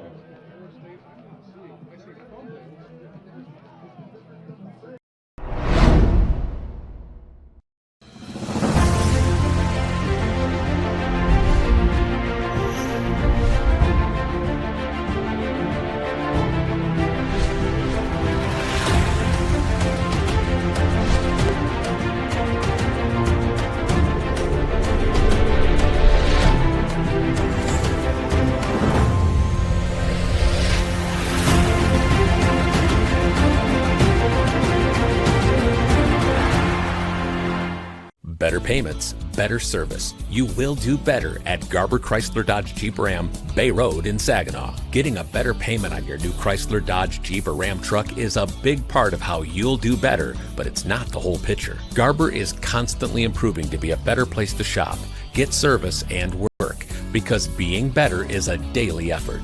The relentless pursuit of better. That's You step up to life's challenges. Covenant Healthcare helps you stay.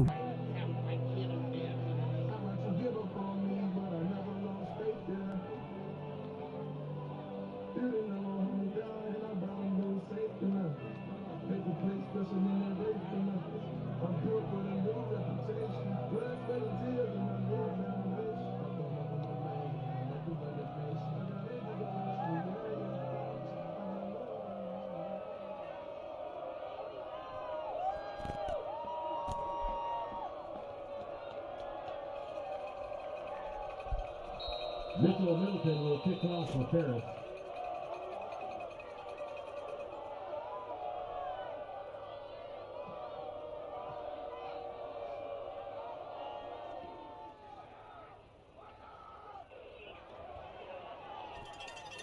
J.J. Bain, Bill Hobson back at Wick Stadium. The second half is underway. Braden Hill returns the kickoff out across the 40-yard line. And so SVSU will have very good starting field position. SVSU leading 17-7. First time all season, Ferris State has trailed at the half. We told you in the pregame show, we gave you some of their offensive totals through their games for the season. With just the raw numbers that they put up points-wise. 34, 63, 41, 66, 59, 38, 70. And right now they trail SVSU 17-7. A lot of football to play, but what a start for the Cardinals in that first half. Cardinals take over at their own 42-yard line. Hand off to Cornell Beard. Nice cutback lane. He gets out near midfield. That's just a simple stretch play to the left, but then the offensive line did a good job creating a cutback lane, and Cornell Beard picks up 9 yards on first down. Cardinals coming out with tempo here to try to take advantage of catching the defense off guard. And Beard has another one, and he leaps over a would-be tackler, picks up the first down, and this Cardinal crowd comes back to life. JJ, there's an energy here right now, and if this team can protect the ball, they've got a chance to do something special. Hand off to Beard again, loses his footing, and stumbles for a gain of maybe a yard. Ryan Whiteley, one of the seniors for SVSU, the left guard. He's out of Padua Franciscan in Parma, Ohio. He's fired up. Right now, the SVSU offensive line comes out the second half, controlling the line of scrimmage. We don't see a lot of hurdling from the running back position on this team. That woke everybody up. If they were a little chilly and sitting on their hands, they came to life. McKenzie quarterback draw. Late flag comes in. Now McKenzie, no gain, maybe lost a yard on the play, and we've got a late penalty flag that came in the area of offensive holding. Personal foul, face mask, offense, number 76, 15-yard penalty. So that's going to be accepted by Ferris State. That's David Anchondo, the right tackle out of Sterling Heights Stevenson. Got caught grasping the face mask of the man he was trying to block. That's a lot of real estate and a really, really solid possession start. Hits the reverse button here for a moment. Sets up second down now and very long. 2nd and 24 after the penalty. Ouch.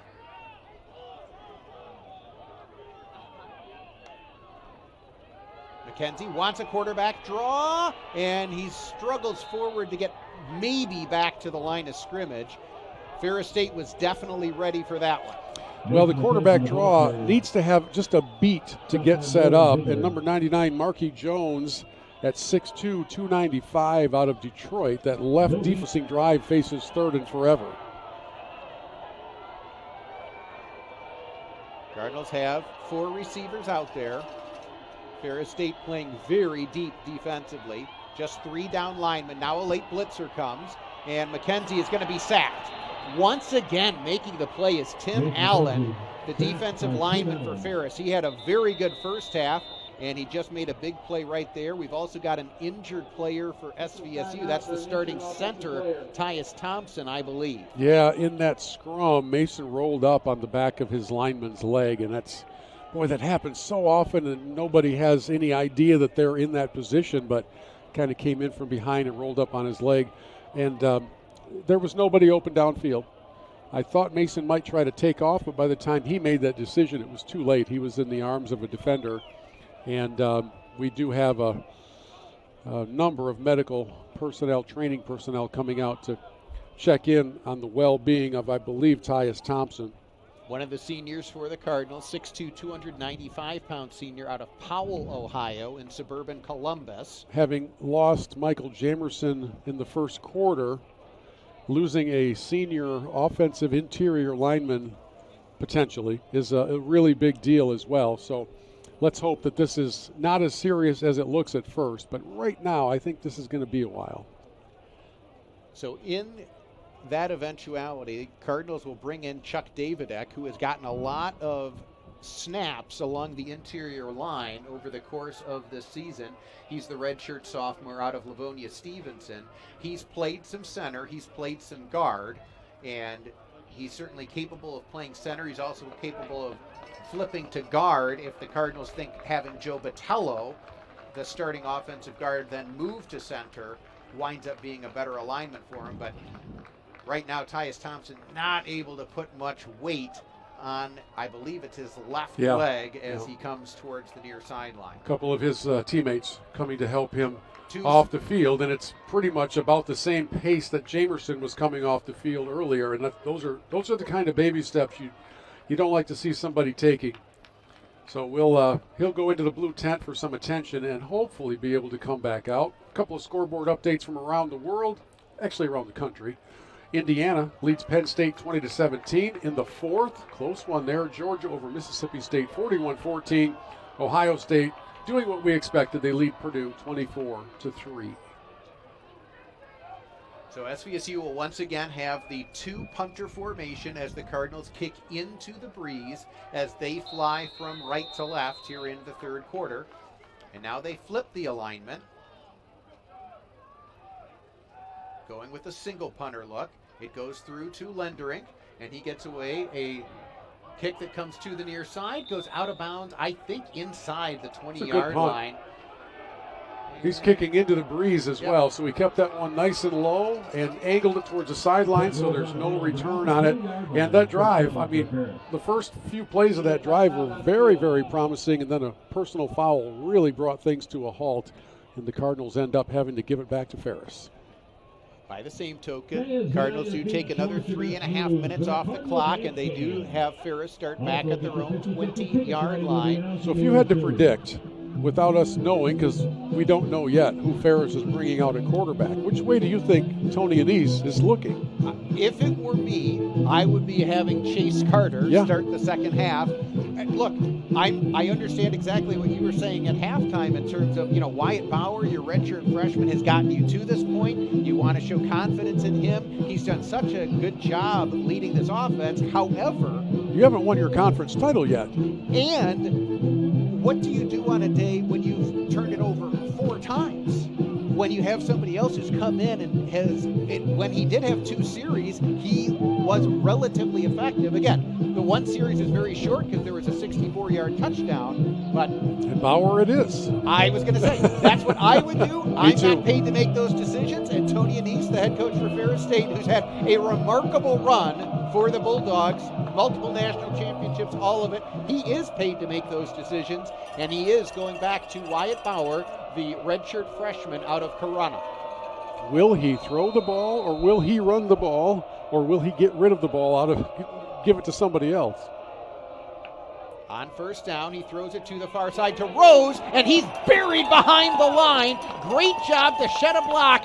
Nathan Kabambe, the Cardinals defensive back. Yeah, Sean Hodges got over there as well, and that wide receiver screen, which is one of my least favorite plays in all of football, works to the Cardinals' benefit that time. A 4-yard loss, 3 or 4 yard loss, as the defense was all over that one. But they tried to give Bauer a safety play that he could just get rid of the ball and have nothing bad happen. Bauer Bauer now drops back to pass.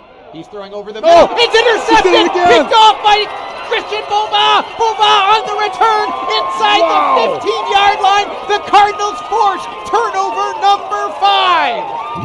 I got to tell you, JJ, and a flag comes out late, it'll be some sort of unsportsmanlike something or other because these guys are looking for a reason to throw flags now. But I got to tell you something.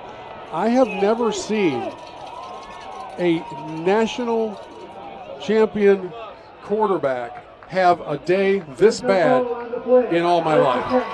And this time the foul goes against Ferris State at the end of the return. I did not see what it was, but the Cardinals will benefit from a half the distance to the goal penalty on the other side of it, and they will take over 1st and 10 from the 15-yard line after yet the 5th turnover of the day by Ferris State. Unbelievable. Well, you said, what are they going to do? It's not only who do they put in at quarterback, it's what decisions does he make. That is the 5th turnover today, all on Wyatt Bauer. He threw that right to Bova. He threw it right to it. So the Cardinals take over in the red zone on 1st down. McKenzie, quarterback draw, running to the right side. He's going to lose yardage on the play. Cardinals are going to have to open some things up in the passing game if they're going to get the quarterback run back into the offense, because right now everybody on Ferris State is locked in on number 10. Mason McKenzie is the 3rd leading rusher in the entire conference coming into this game. You can see why that touchdown run at the end of the half was extraordinary, but they had 4 spies on him that time. There was no way they were going to let Mason beat him on that run. Loss of 2, so it is 2nd and 12. McKenzie forced out of the pocket, trying to run again, coming to the near sideline. He's got a block from Hill, and finally brought down inside the 15-yard line. That was not a designed run. That was a spontaneous, creative run by Mason, because Eric Kraft was his intended receiver down in the corner of the end zone, but he was very well covered down there, and there was nowhere to throw the ball, and to Mason's credit, he did not try to force it in. The Cardinals have not turned it over today, and it's a good time to keep that streak alive, because at least from here, 3 points is very realistic. McKenzie rolls out, throws to the far side. It's caught. Braden Hill makes a man miss, dives forward. He is going to be very close to the 1st down. So now you have some decisions to make. It is 4th down. It is 4th and probably a yard. A field goal should be a foregone conclusion, but is that what you want right now? Is that what you're looking for? It's 4th and like a half a yard as best I can tell. Cardinals are going to send out the field goal unit. I'm not sure. It looks like the beef unit's coming out. Yep. Play clock's at 10. This may result in a timeout, because now Ferris gets to substitute, and that lets the play clock run way down. Let's see what the Cardinals do. It just took a little bit too long to kind of get the decision made and get the right personnel in place, but this is potentially a deciding moment of the game. I won't say the, but a deciding moment of the game. So it's worth the use of the timeout here to make sure you get it all right. So they had Austin Bills in to get the direct snap, but then, as you said, once the offense substitutes, the defense gets to substitute. Ferris did that, so the Cardinals weren't going to have time to get things lined up the way they wanted. And so that's one of the ambiguities in the rule book, that the amount of time the defense gets in order to substitute is undefined. It's at the judgment, the discretion of the officials. And so as they stand over the ball and refuse to allow it to be snapped, the defense can slowly jog into place. Meanwhile, the play clock continues running. So I think that's got to be cleaned up in the rules in general. But for here, it ended up with the Cardinals burning a timeout, and Patterson comes in at quarterback. So Nick Patterson, the short yardage quarterback, does check in. On 1st down, he runs it between the tackles. Nick Patterson powers his way into the end zone. Touchdown, Saginaw Valley. Oh, the Cardinals do exactly what they're supposed to do after a turnover. They capitalize with a touchdown, and they have put just a stamp on this game the defensive side of the ball is performing better than we've seen it happen in years. And Bill, without your starting center, yeah. that Cardinal interior line, the center and the two guards, they owned the point of attack on that play. It was nothing fancy. It was Patterson up the A-gap, and he drives it in from 6 yards out. You think there are some folks paying attention to this updated score around the country? Extra point is on the way and good. SVSU now on top 24-7, 9:42 to play third quarter. You are listening to Saginaw Valley State University football. Media timeout on the field. Fans, get on your feet and make some noise. It's time for the Wildfire Credit Union T-shirt blast.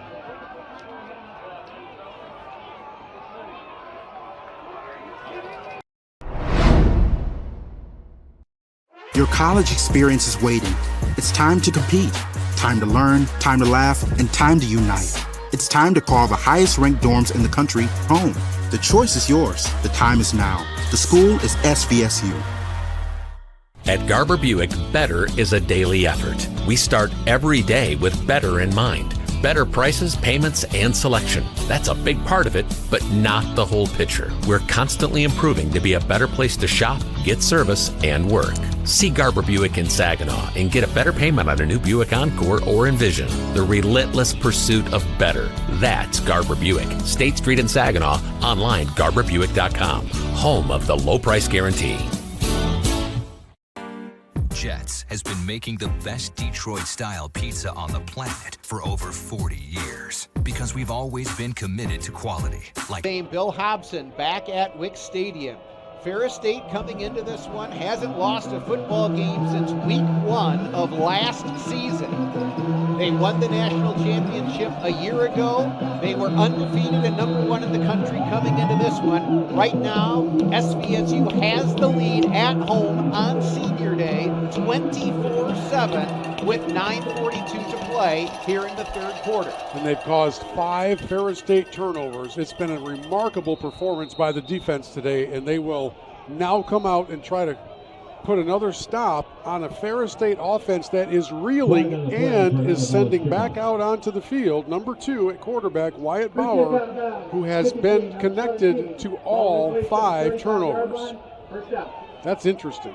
So Tegan Lendrick tried to go with a squib kick there for SVSU. It went out of bounds, so Ferris does bring it out to the 35-yard line. But I'm with you, Bill. This is an incredible show of confidence in Wyatt Bauer, the redshirt freshman quarterback for Ferris State, by his head coach, Tony Anise.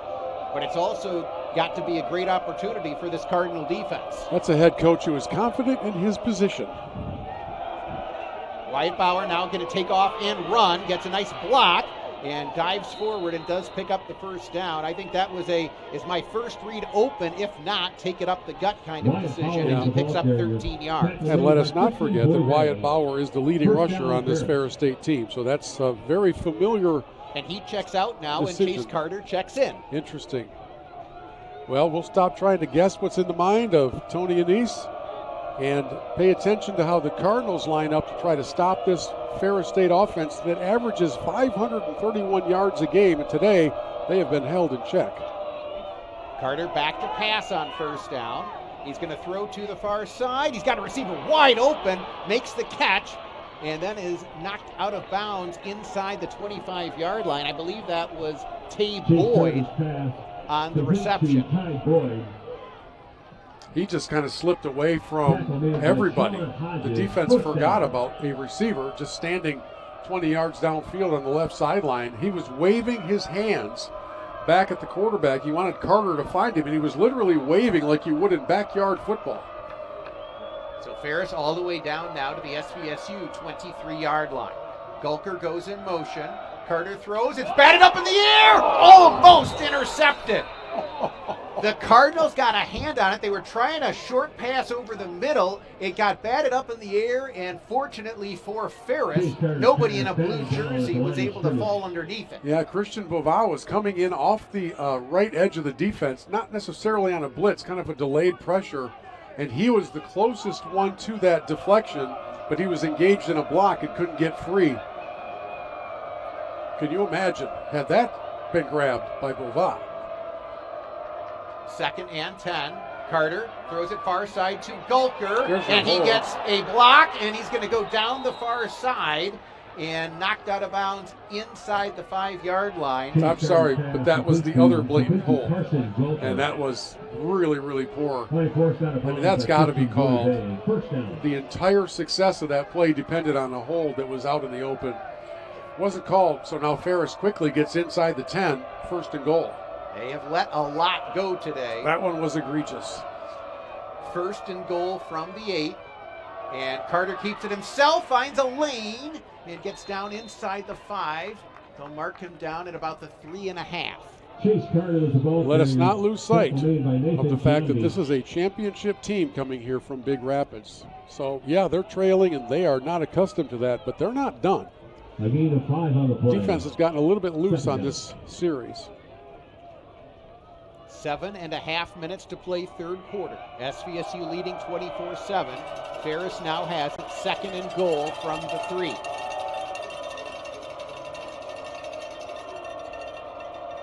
Carter rolling to his right, looks to throw, he does, it's caught. Touchdown Ferris State as Tariq Brett makes the catch, and the Ferris crowd, which has turned out in impressive numbers today, has something to cheer about for the first time in a long time. Have not heard a lot of noise from the sidelines across the way, but that was a very impressive drive. They capitalized on some opportunities very quickly and draw back to within 11, and momentarily it should be 10.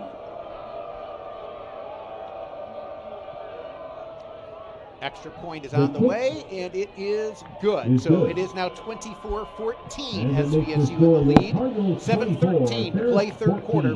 You are listening to Saginaw Valley State University football.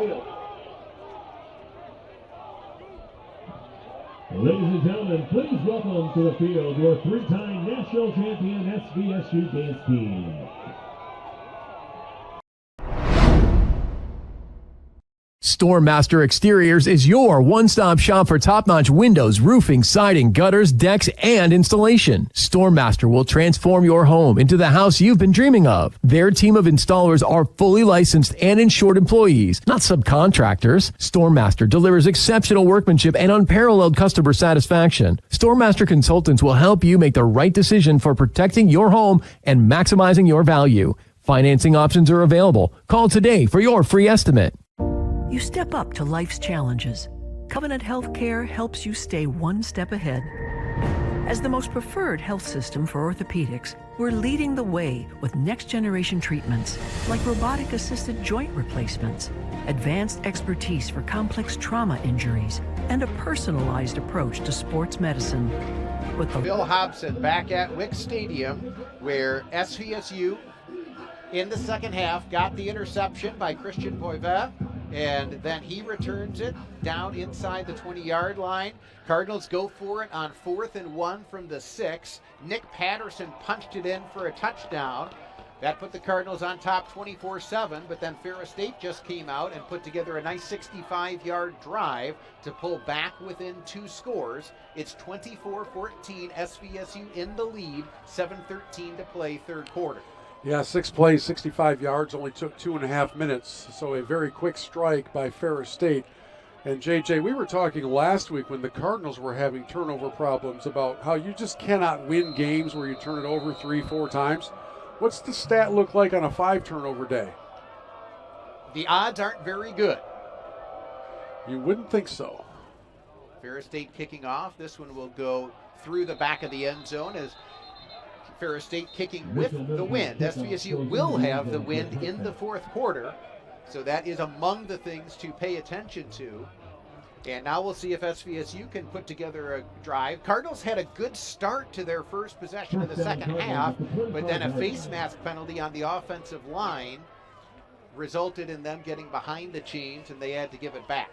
They have not turned the ball over, but they have had some moments where they backed themselves up. That face mask was a big one. And now the Cardinal offense with a chance from 75 yards away to put a sustained drive together. Here it's a fumble. Cornell Beard does fall on it, as that was just meant to be a handoff, but Again, Cornell Beard is a true freshman. This is the second game in which he has played, likely getting more playing time because of the early injury to Michael Jamerson, and that may be part of what went wrong with that exchange. Negative plays on your possessions dig such a big hole. When it goes from 1st and 10 to 2nd and 20, I mean, it just puts so much pressure on the rest of this drive because the Cardinals certainly don't want to punt it right back to Ferris State. McKenzie drops back to pass. He's throwing to the near side. It's caught by Zielinski, and he picks up a few yards along the near sideline. Ferris did a good job of covering the receivers on their deeper routes. Cardinals get 5 of it back. It's going to be 3rd and 15. And a reminder that downfield pass attempts are going to be pretty tough. The wind is blowing very strongly, and it's directly at the Cardinal offense. So it seems like the mid-range passing game is going to be it, and it's 3rd and 15 here. Cardinals hand off to Austin Bills, running to the far side, and he takes a big hit before he can turn the corner. Start to feel some of that life creep back into the Ferris State sidelines and into their fans across the field as they have now come out with 2 strong defensive moments. And with 5.5 to go in the third, kicking into the wind, the Cardinals are about to give it back to a team that might be feeling a little bit of confidence, even though they're trailing by 10. These are some key moments here in the third quarter to see which team can grab hold of this thing. Tegan Lenderick right now, the only punter back there. And he gets away a very high punt. And this one now bounces backwards, and it's going to be down by SVSU, but there also is contact with Brady Rose, who is trying to field the punt. So that's going to tack on yardage in favor of Ferris State. They just flat out ran into him. Cam Davenport, I believe, is the Cardinal who was in on that moment. And it was not a questionable call. There was definitely catch interference. That's 15 yards, friends. So we had a face mask penalty on the prior Cardinal offensive possession. And now special teams gives 15 free yards to Ferris State as the official goes on a march all the way down inside the 40. He'll spot that ball at the 39, and that is not what the doctor ordered when you're trying to keep things in order and keep Ferris from gaining any sort of confidence. It's a 10-point game, and it's starting to feel like a shift is taking place here. Can the Cardinal defense come up with another turnover? Chase Carter back in at quarterback for Ferris State. On first down, he keeps it himself, finds a little bit of a crease off of right guard, picks up 3 yards down to the 35-yard line. Chase Carter is the ball carrier. Kind of a nervous section of the third quarter here inside of 5 minutes, because you just have a feeling that this 10-point lead is not going to be the final margin. The Cardinal defense has done a lot of good things today, a lot of good things. They got to keep on doing really good things. 2nd and 6 coming up for Ferris. Carter brings Gulker in motion. And now they lose the football. Carter falls on it back at the 40-yard line. He had a bad exchange with Tariq Brett. And fortunately for Ferris, Carter recognized it and then just pounced on the loose football. That ball sat there for what seemed like a minute. It was probably a half a second. But that play was supposed to end up, according to the running back, with the quarterback keeping it. But if you ask the quarterback Carter, he thought the running back was going to take it, and neither one of them did, which is why the ball was on the turf. And now this Cardinal crowd knows how important this 3rd and 11 play is. Probably 2-down territory if they get within 5 yards of a first down. 3rd and 11. Carter back to pass, throws it underneath. He's got a receiver who makes the catch, and he's going to be a little bit short of the line to gain. I would expect Ferris to go for it, but they do have the breeze behind them if Tony Anise wants to take 3 points. I don't think he does. Cardinals came up with one big 4th down stop in the first half. This is going to be 4th and 1 for Ferris. And we've got movement. It's a free play for Ferris. They throw it downfield. And is that caught? It is. Touchdown, Ferris State. SVSU had a player jump off sides. Ferris recognized it was a free play. And the Bulldogs are going to be back within one score. As they say in big momentum change moments, that escalated quickly, my friend. That's 2 touchdowns within the blink of an eye, and ball game is back on again. Ferris State did not get to this winning streak and to this spot of national prominence without an ability to turn it, to flip the switch, and to play to their capacity, and that's what's happened here in the last few minutes. Flag is thrown on the extra point. They'll sort that out here in a moment, but that's back-to-back touchdowns that happened all too easy for Ferris State. So the extra point did sail through. We have not gotten an explanation. We will. Personal foul, roughing the snapper. Number 94. That 15-yard penalty will be enforced. So it's a penalty against SVSU that will be enforced on the kickoff. It is 24-21. SVSU in the lead. Ferris State will be kicking off 3:11 to play third quarter. You are listening to Saginaw Valley State University football.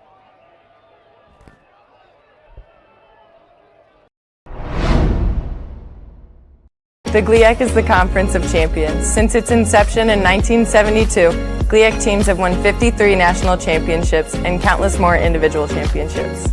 Throughout the GLIAC, passionate fans come support our athletes in 21 NCAA-sponsored sports. Just as important as being champions on the field.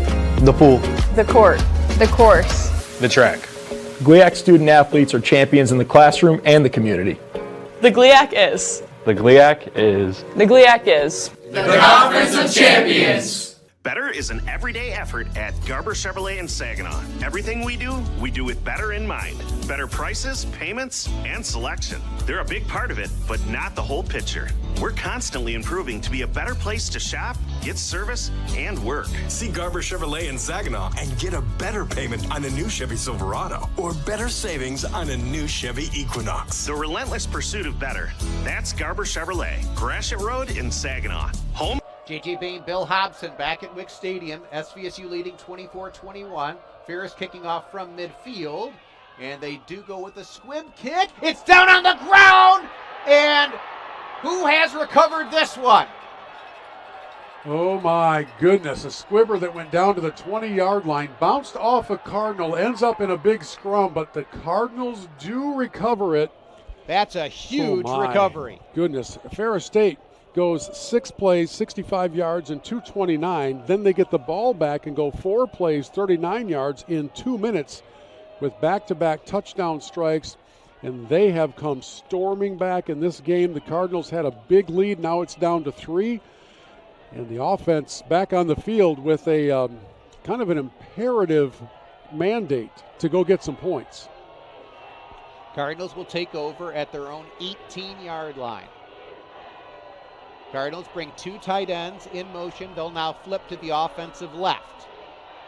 They'll hand to Cornell Beard running to the left. He finds a cutback lane, and he gets out across the 20 to about the 22-yard line. Cardinals have had some success with the running back today, and that's an important carry. This is a big series of downs for SVSU because I agree with you, Bill. You'd love to get points here. You absolutely need to give your defense a chance to hit the reset button. Yeah, they've got to catch their breath, and that 3-point margin is not going to be enough. So it's definitely got to be expanded.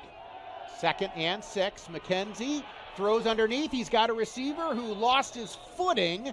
So Cakemeister makes the catch, but he can't pick up the first down. So it's going to be 3rd and about 3 coming up. He sort of caught that on his knees, so there really wasn't much mystery to where the play was going to be blown dead. And by the way, for whatever it's worth right now, most of the crowd noise you're hearing is coming from the far sidelines. As that Ferris State faithful, they have found some new life, and they are making some noise. 3rd and they're calling it 2. It's 3rd and a long 2 for SVSU. We've got a whistle. Substitution question going on here as Ferris State very late in the game gets to run in a fresh defensive lineman, but nobody was standing over the ball. Illegal substitution. Offense has What? 12 players out in formation for longer than 3 seconds. That's a 5-yard penalty. They're down. So an illegal substitution penalty, something happened with outside of a time frame. I didn't get the complete explanation. I heard him say somebody didn't do something for 3 seconds. I'm not familiar with the call that was just made. I know it just made 3rd and 2 into 3rd and 7. Wow. Inside 2 minutes to play, third quarter. SVS Ferris State, here come the Bulldogs on the return. It is taken for a touchdown as Justin Payout made the play, and Ferris State has retaken the lead. What has just happened? I mean, this third quarter for the Cardinals feels like the first quarter did for Ferris State, except Ferris State scoring off those mistakes. There have been big penalties. There have been big moments that have killed drives, and obviously nothing kills a drive like a pick six. And suddenly the Cardinals are reeling and they find themselves trailing by 3. Wow. Extra point from Ferris is on the way, and it is good. So Ferris State is now on top, 28-24, minute 36 to play third quarter. You are listening to Saginaw Valley State University football.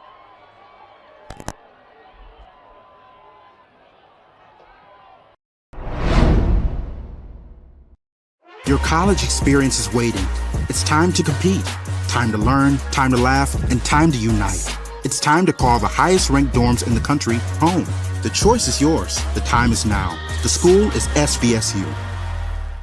At Garber Buick, better is a daily effort. We start every day with better in mind. Better prices, payments, and shop, get service, and work. See Garber Buick in Saginaw and get a better payment on a new Buick Encore or Envision. The relentless pursuit of better. That's Garber Buick. State Street in Saginaw. Online, GarberBuick.com. Home of the low price guarantee. Back at Wick Stadium, where what was a 24-7 SVSU lead not all that long ago in terms of the game clock has quickly turned into a 28-24 Ferris lead with a minute 36 to play here in the third quarter. That is a stunning turn of events that's unfolded here. Ferris kicking off. This one will be fielded by J.T. Weber at his own 2-yard line, takes it up the seam, and he gets out to about the 28-yard line before he is brought down. And now this SVSU offense has to come out and recover and find a way to make a play. The number of times these teams play classic, gut-wrenching, one-play, one-possession games is really uncanny. And it looked for a while like this wasn't going to be one of those. It kind of looked like the Cardinals have solved the Rubik's Cube and we're going to roll on to a really important victory. And right now, they've got to be reeling on their heels a little bit. It's time to take a deep breath and go back to doing what worked earlier and regain the lead. On first down, handoff to Cornell Beard, and he gets a good push from his offensive line on second effort. That's going to be a nice gain of about 5. Cardinals went with 2 running backs that time. Bills went and served as a lead blocker for Beard, and they're going to give Beard out to the 35-yard line for a gain of 6. Also been a very, very quiet day for Terrence Brown Jr. The Cardinals have not been able to find ways to get him the ball, as Ferris State's paying extra careful attention to the man wearing number 0. He does have 1 touchdown catch today, but You're right. He has not had as many plays as he normally does. Here, nice pass caught by Kraft, breaks a man miss, gets to the outside, and is knocked out of bounds at the 47-yard line. But there's a big play from one of your senior captains, Eric Kraft, who picks up a very important first down. Made a really nice spin move after sitting down and giving Mason a good target to throw to. Quickly spun out towards the sidelines and picked up some extra yards. See, now they come in to stand over the ball to stop the Cardinals' pace, and I don't know why. Ferris State had 12 men on the field. That's partially why. I wonder if they're going to call it. Here they hand off to Beard, and he's going to lose yardage on the play. They had a player that was sprinting off the field. He did not get off the field before the snap. ran right in front of the side judge. No call. A loss of 1 on the play. Cardinals do not need to snap it again here in the third quarter, and it does not look like that they will. So we will head to the fourth quarter. SVSU will have the football, trailing 28-24 to Ferris State. You are listening to Saginaw Valley State University football.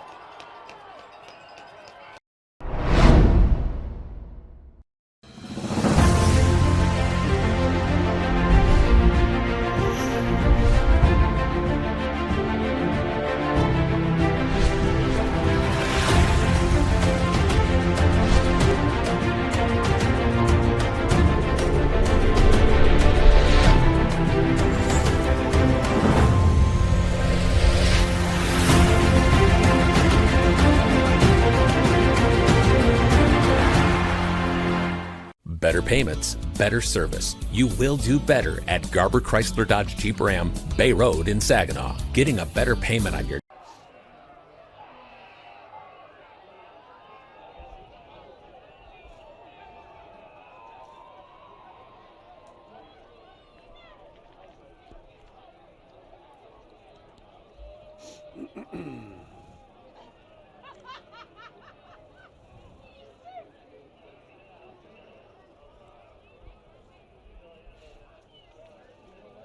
J.J. Bain, Bill Hobson back at Wick Stadium, where it has become overcast.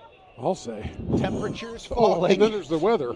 And I was describing, yes, the sky conditions, but SVSU led at the half, then got an interception, capitalized on that for a touchdown to go up 24-7. Since then, it's been 3 consecutive touchdowns by Ferris State. They lead 28-24. One GLIAC game has gone final.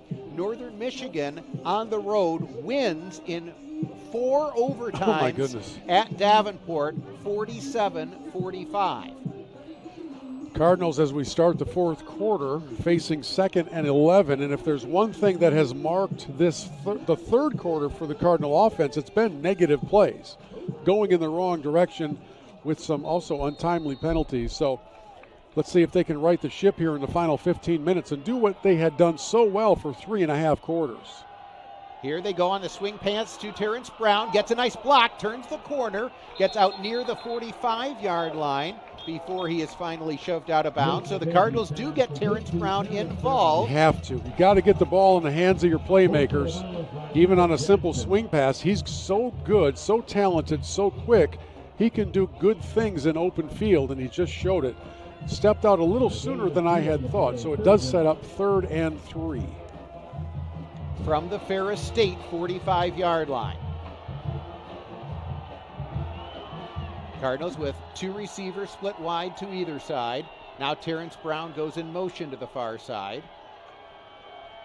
McKenzie drops back. He wants to run. He is going to be brought down behind the line.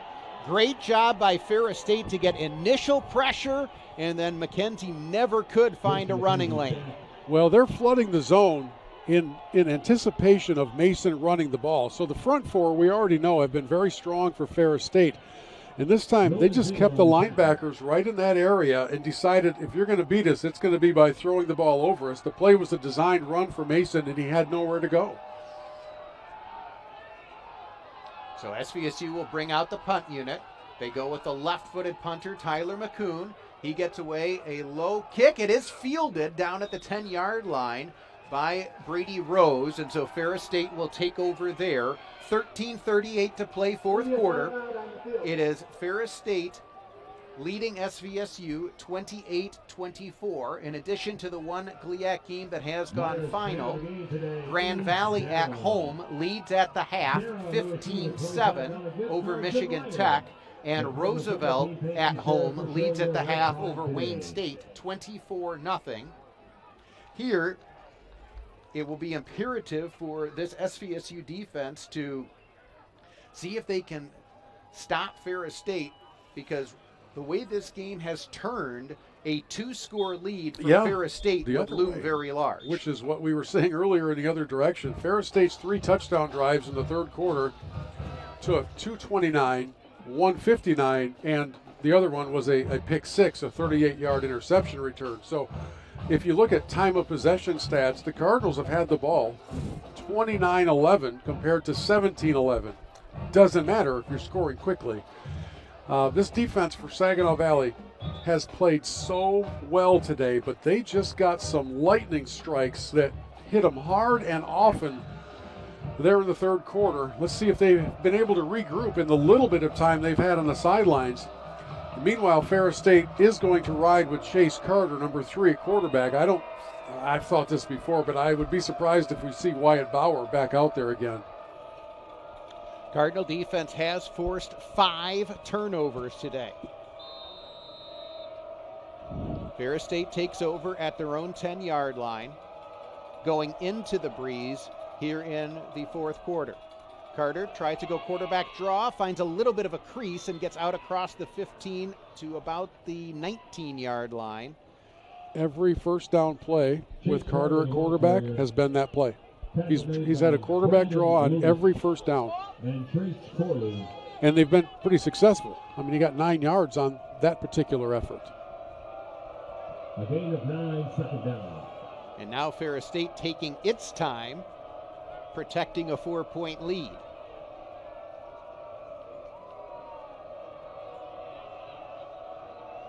Carter all alone, 3 receivers split wide to the right with the empty set.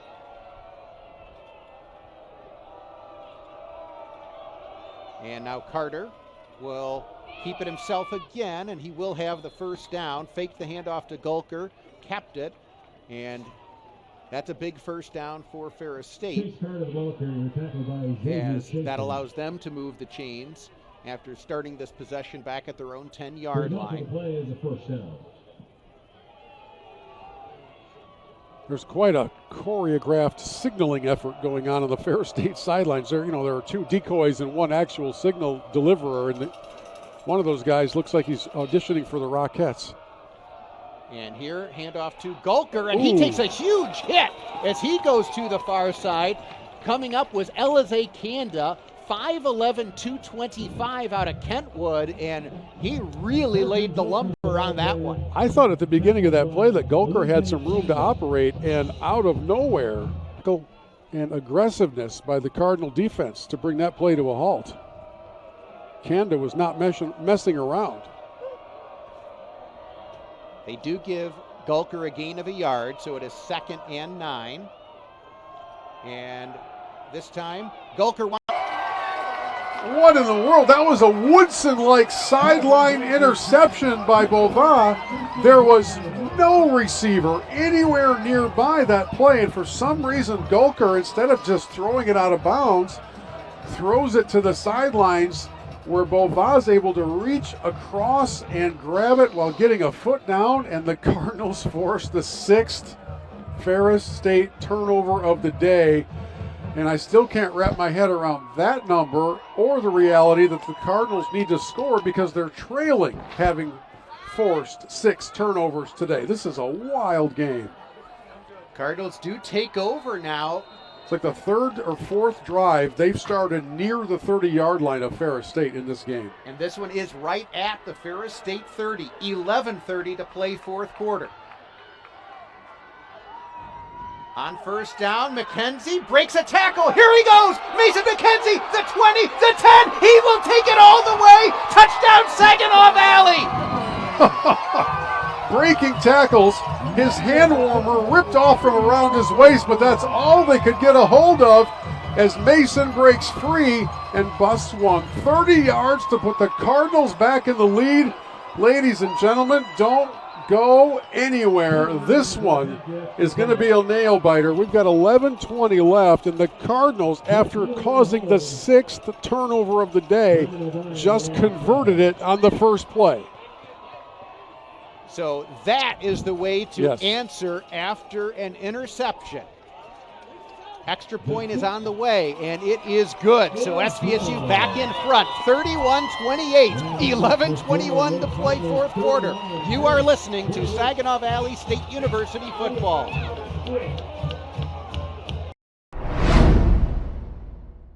The GLIAC is the Conference of Champions. Since its inception in 1972, GLIAC teams have won 53 national championships and countless more individual championships. Throughout the GLIAC, passionate fans come support our athletes in 21 NCAA-sponsored sports. Just as important as being champions on the field. The pool. The court. The course. The track. GLIAC student athletes are champions in the classroom and the community. The GLIAC is. The GLIAC is. The GLIAC is. The Conference of Champions. Better is an everyday effort at Garber Chevrolet in Saginaw. Everything we do with better in mind. Better prices, payments, and selection. They're a big part of it, but not the whole picture. We're constantly improving to be a better place to shop, get service, and work. See Garber Chevrolet in Saginaw and get a better payment on a new Chevy Silverado or better savings on a new Chevy Equinox. The relentless pursuit of better.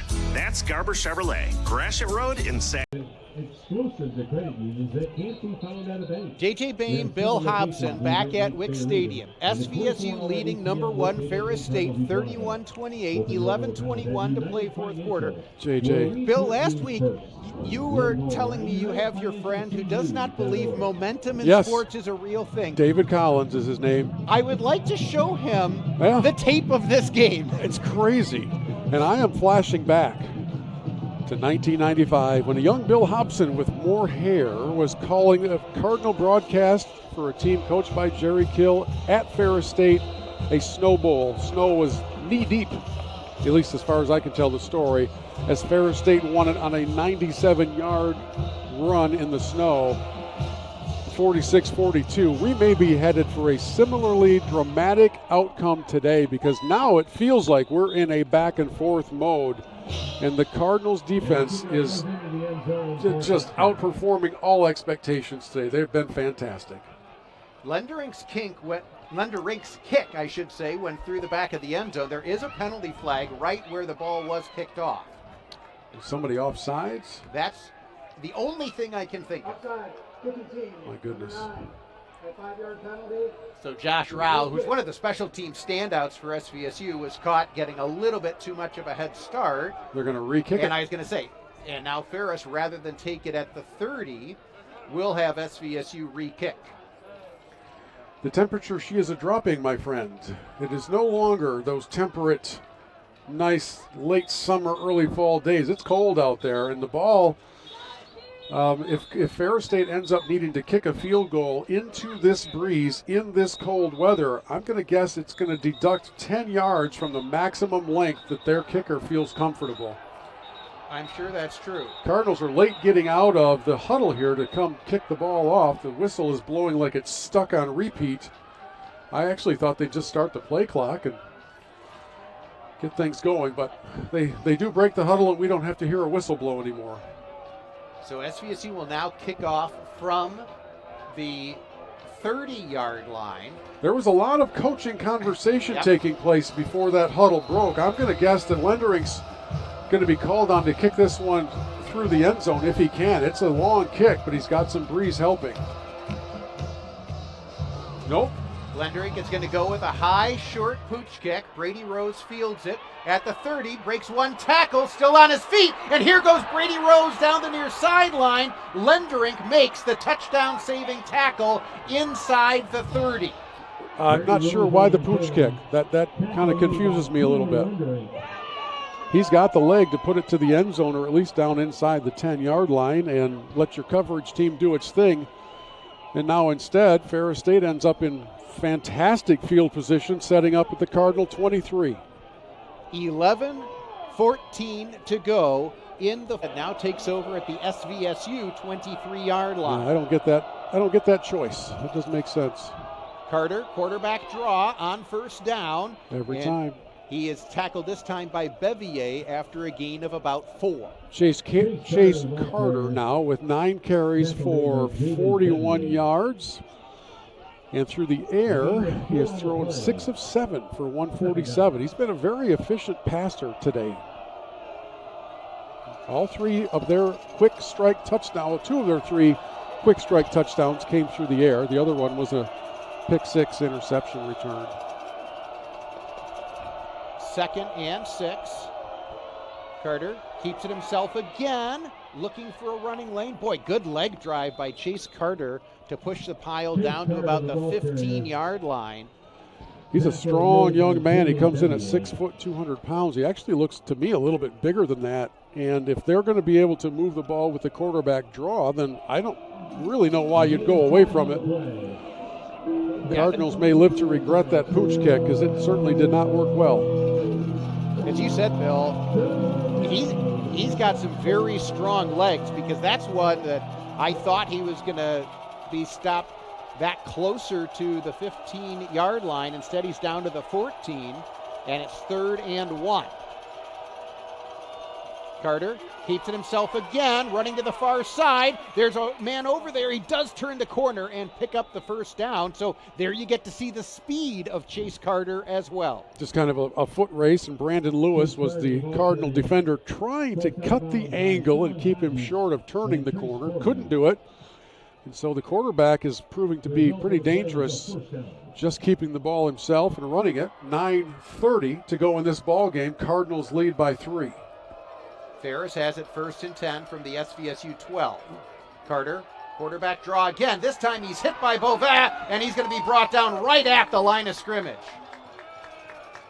I'm glad to see that adjustment made. It has not been a guessing game on what is going to happen on 1st down with Carter. Now, obviously, it could set you up for something later, but it hasn't yet. So far, it's been a very consistent pattern. Every 1st and 10, it's been a quarterback keep. Christian Pova, the transfer from the University of Michigan, graduate student out of Traverse City West, has played a whale of a game here on his SVSU Senior Day. That is officially now a tackle for loss, because they're going to say Carter lost a yard. So it is 2nd and 11. Carter wants to throw, and it is caught. Touchdown, Ferris State. That was a bullet, and it was caught by Jalen Townsend. Touchdown, Ferris State. Bulldogs back on top. Kid out of Flint Beecher High School broke free on a little post slant route, and he was open, and apparently he knows how to catch a fastball. Yes. Because that one had some smoke coming out of it and was delivered with great velocity, and the Cardinals find themselves now back on the short end. Extra point is on the way and good. So Ferris leads 35-31, 8:35 to play 4th quarter. You are listening to Saginaw Valley State University football.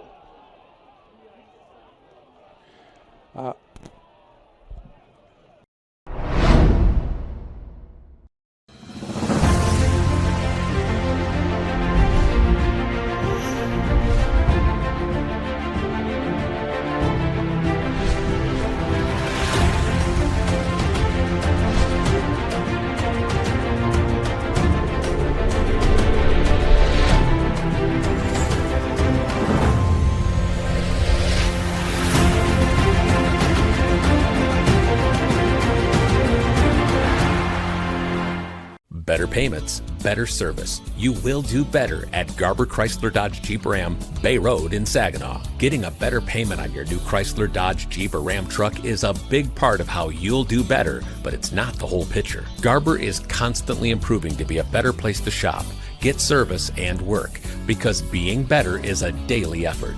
The relentless pursuit of better. That's Garber Chrysler Dodge Jeep. J.J. Boehm, Bill Hobson back at Wick Stadium, where Chase Carter has come in a reserve role for Ferris State at quarterback. He is now 7 of 8 passing for 160 yards and 4 touchdowns. Ferris State is now back in front, 35-31, 8:35 to play. Cardinals fly from left to right here in the 4th quarter, so Ferris State is kicking into the wind. How about 4 touchdowns on a day when you've committed 6 turnovers? For Ferris State, that is quite a stat line. Fair catch called for and made by Curtis Andrews for SVSU, as Ferris went with the high short kick into the wind. But they kicked it to a non-ball handler. That's the difference between what Ferris did and what SVSU did on their prior pooch kick, where they kicked it to a guy who was very accustomed to having the ball in his hands, in Brady Rose, and he showed us why you don't want to kick it to Brady Rose. So Cardinals take over now, 1st and 10 at their own 28, And we appear to be entering video game mode on this scoreboard, so let's see if the Cardinals can keep that trend rolling and regain the lead.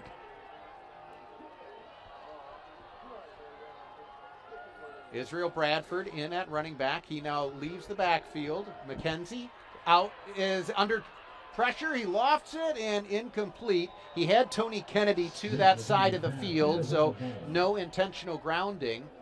But it has been tough for SVSU in the passing game today. Mason McKenzie, 13 of 24 for 118 yards, 1 touchdown, 1 interception. Definitely has been the underneath passing game. Most of the success coming on either the swing passes or the sit-down routes to Kraft or his tight ends.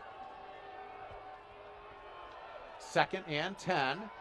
McKenzie rolling to his right. Now he's going to Look take out. off and run. He gets a block, stays on his feet, and he's out near the first down. Ball did come out after he landed, and they are going to say it's out to the 40-yard line, so that is enough for the first down. He was actually propelled forward by the tackle the last 3 yards of that run to allow the first down. Had the tackle been made where first contact was made, he would have been short. And Tony Anise is challenging that call. It's going to be close, to be honest with you. I couldn't really tell that it was an obvious, ball carrier is down, but the call quickly came from the official. Yeah. So one would think it'd be very difficult to overturn. But we've seen some strange things over the last few years in this series, the last several years in this series, so we will take nothing for granted. I mean, Tony did not waste any time in throwing that challenge flag. It's not like in big-time football at the NFL level or at the D1 Power 5 conferences, you have coaches upstairs who are looking at the replay instantly, and they can call down to the sidelines, and you can take until the next snap to make your decision. Tony didn't wait 10 seconds before he threw that flag out, so I'll be very curious to see how this comes out. And I kind of wish we had a replay monitor up here. Can you arrange for that, maybe for next year? I'll see what I can do. I will tell you that there's two things. So it's also got to be clear that the ball came out first. Yeah. And this is what you and I talk about all the time, that, this is not the same as what you may be used to watching at home on television, where you get a chance to see it from a whole bunch of different angles. We just saw it on the scoreboard replay. It's a pretty decent look, and it clearly the ground caused the fumble. I saw the elbow hit first. Everybody on Ferris State's team is pointing in their direction, but they're not looking at the scoreboard, so they're basing that on best wishes, I think. I would be very surprised if this was overturned. Now, again, it's a long way away, but based on what I just saw, it sure looked to my eye as though the elbow hits first. Yeah. And if the elbow hits and then the ball comes out, well, the play is dead once that elbow hits the turf. The elbow is the same as a knee. Yes, and the ball is not allowed to cause the fumble. The ground is not allowed to cause the fumble because the ball carrier would be down at that point. So it's taking longer than I had anticipated. It seems like a real quick turnaround. He's now emerging from the magic tent, where I think there's just an iPad on a card table, and I don't really know why the... Oh my word.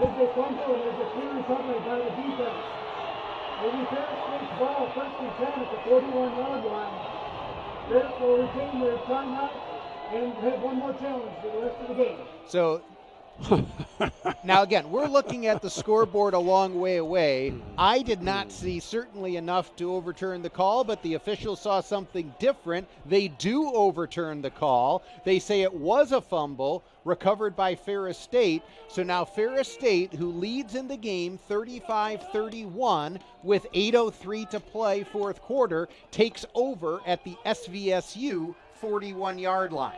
I will endeavor to not be too much of a homer, and I will simply say I did not see it that way. They didn't ask for my opinion, so it doesn't really matter. And Ferris State creates the first turnover of the day for their offense. They lead by 4, and this is a crucial stop moment for this defense of the Cardinals. And now Carson Gulker, no, that is Chase Carter, back in at quarterback. He's hit, but gets away from the first man. Now he's going to take off and run. And he is brought down right at the sticks. Good open field tackle made at the end there by Nathan Kabambe, but Carter did a good job of biding his time, and then once he left the pocket, he's got good escapability, picks up 11 yards. Yeah, he's not easy to bring down, and whoever got that hand on him, I thought it might have been Isaiah Plucha, kind of got him up around the shoulders as he was being blocked, and that quarterback, young Mr. Carter, has a pretty good power plant to him. It's not going to be an easy one-handed shoulder tackle that brings him down. 7:20 to play fourth quarter. Ferris 1st and 10 from the SVSU 30-yard line. Carter hands off here to Rose, who pushes the pile down to the 26-yard line, gain of 4. So this is an important possession for SVSU defensively, because a touchdown here puts SVSU down 2 scores. If they're able to somehow contain Ferris State to a field goal and keep this to a touchdown game, we will consider that a successful stop. The Cardinals, if you're joining us late, have caused 6 turnovers of Ferris State today, but just committed their first. Here, Carter keeps it himself. He's wrestled down by Beauvais at the 24-yard line after a gain of 2. Carter covering up with both hands. I mean, it's clear that the message has gotten through to him after his teammate Wyatt Bauer, who was the starting quarterback, was on the delivery end of 5 of those turnovers for the Cardinals today. This is a massively important third down play now as we hit the 6-minute mark. 3rd and 4 for Ferris State. Carter drops back the pass, throws to the far side. He's got a receiver over there, and that will be enough for the first down as Tariq Brett leaked out to the right flat. He went in motion and nobody went with it. Yeah. He was all alone on the right side, and it was as easy as a handoff, that pitch and catch to move the chains. So Ferris State now is going to have first down in the red zone. They'll spot it at the 18-yard line. Clock ticking, approaching 5.5 minutes to play. Ferris State leading Saginaw Valley 35-31.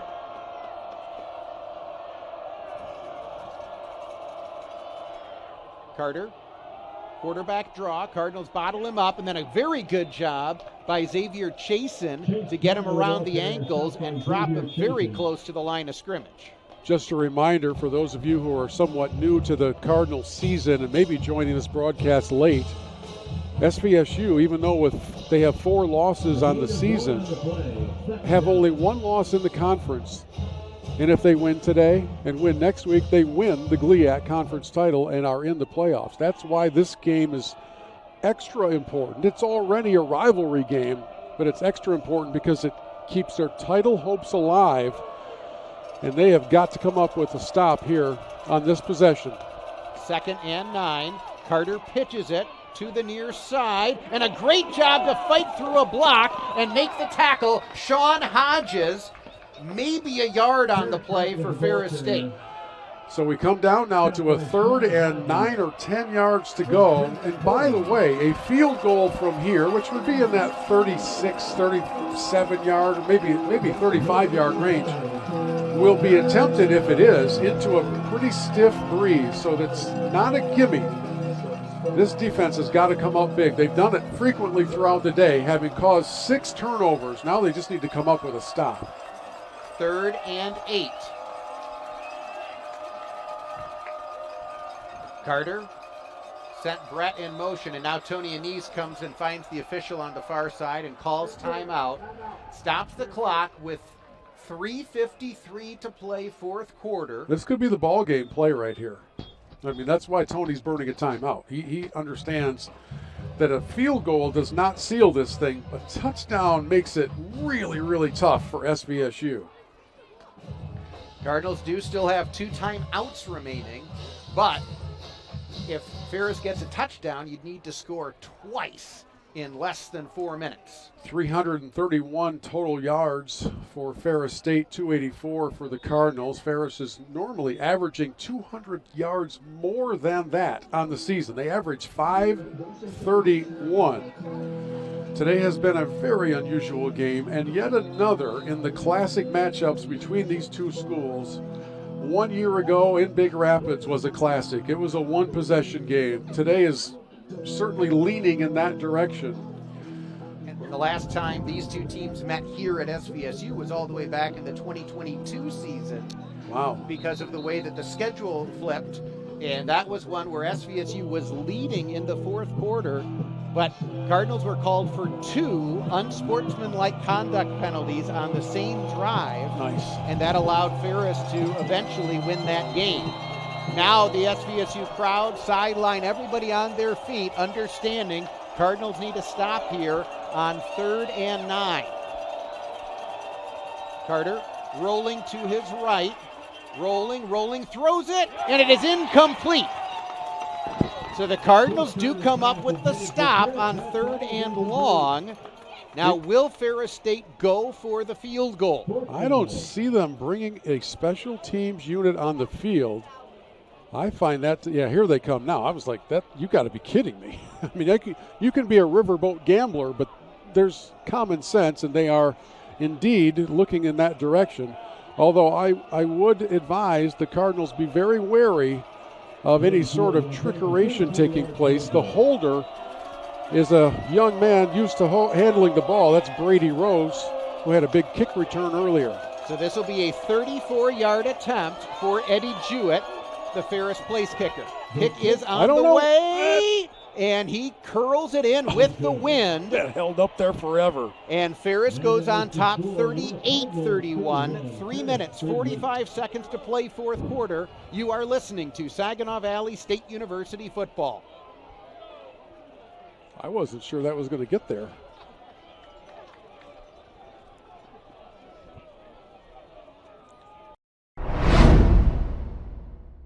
StoreMaster Exteriors is your one-stop shop for top-notch windows, roofing, siding, gutters, decks, and installation. StoreMaster will transform your home into the house you've been dreaming of. Their team of installers are fully licensed and insured employees, not subcontractors. StoreMaster delivers exceptional workmanship and unparalleled customer satisfaction. StoreMaster consultants will help you make the right decision for protecting your home and maximizing your value. Financing options are available. Call today for your free estimate. You step up to life's challenges. Covenant Healthcare helps you stay one step ahead. As the most preferred health system for orthopedics, we're leading the way with next-generation treatments like robotic-assisted joint replacement.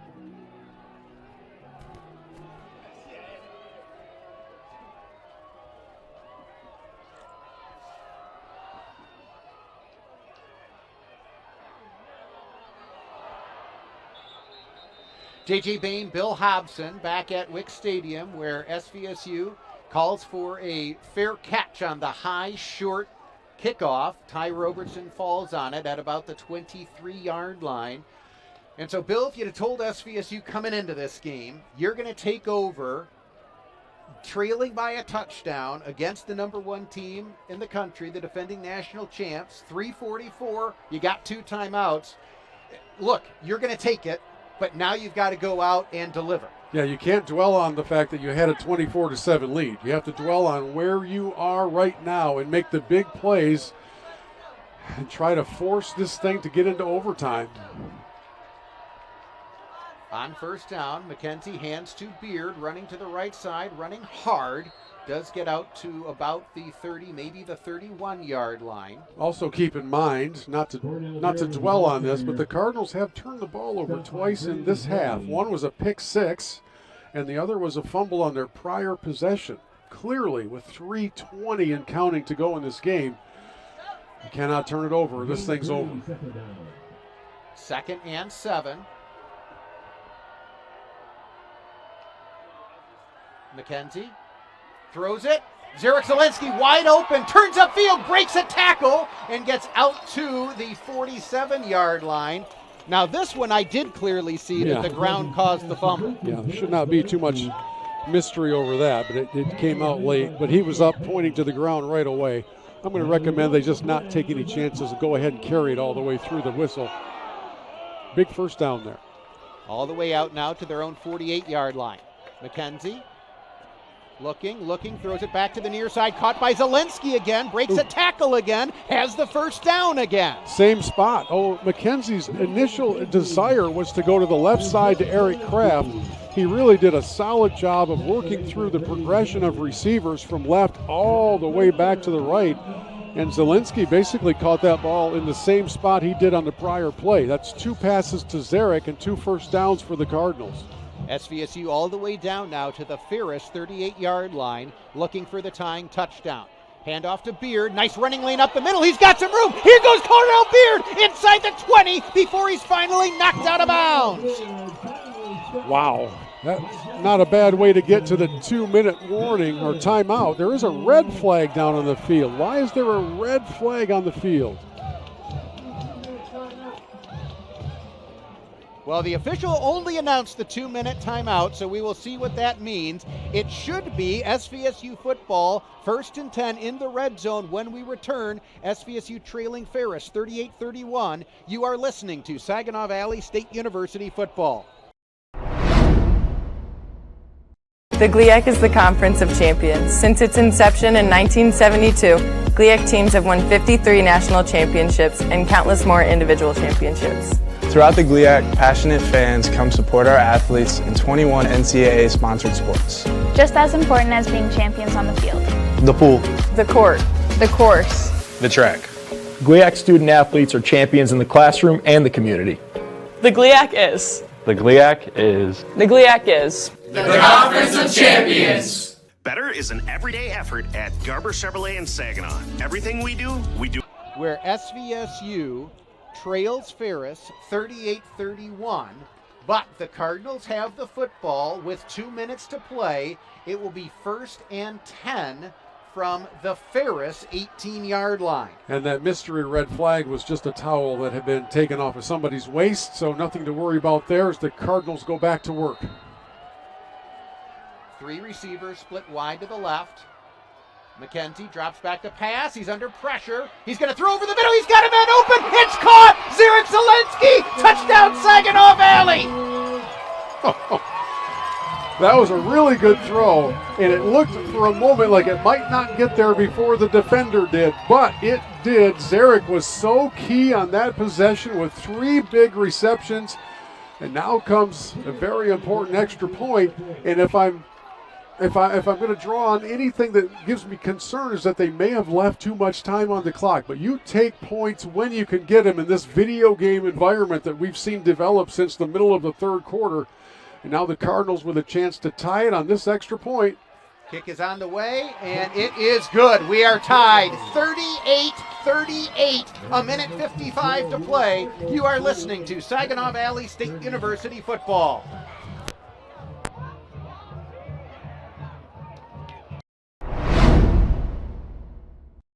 Your college experience is waiting.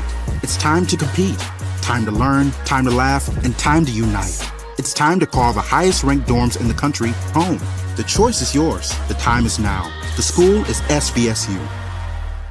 At Garber Buick, better is a daily effort. We start every day with better in mind. Better prices, payments, and selection. That's a big part of it, but not the whole picture. We're constantly improving to be a better place to shop, get service, and work. See Garber Buick in Saginaw and get a better payment in Saginaw online, garberbuick.com, home of the low price guarantee.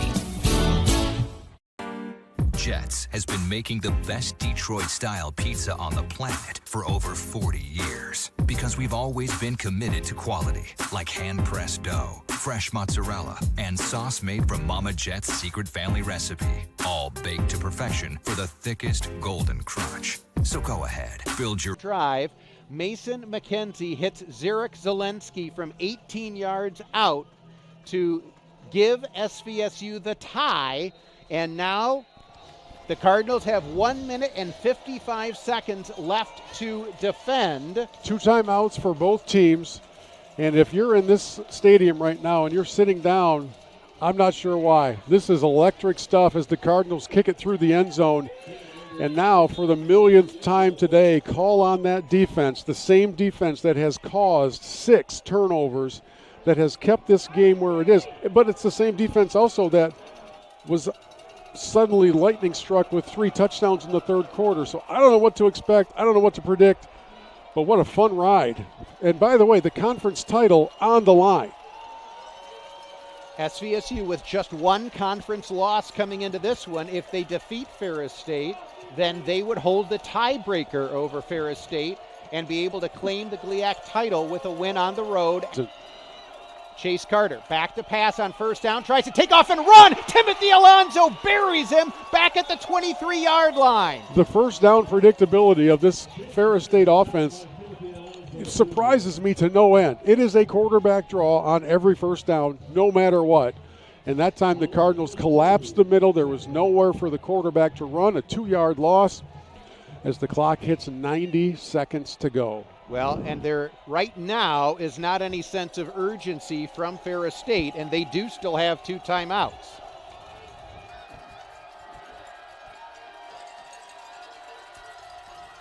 Here, handoff to Brady Rose going to the far side. Boyvet knocks him out of bounds. Where do they spot him? At the 31-yard line. So that'll be 3rd and 4 coming up. Just got to keep our eyes open on the wide receiver on the far left side. He's got one-on-one coverage. That's Tay Boyd matched up against the Cardinals' Sean Hodges. I have a feeling Anise is enough of a gambler at some point, maybe not this play, but at some point they try a deep shot.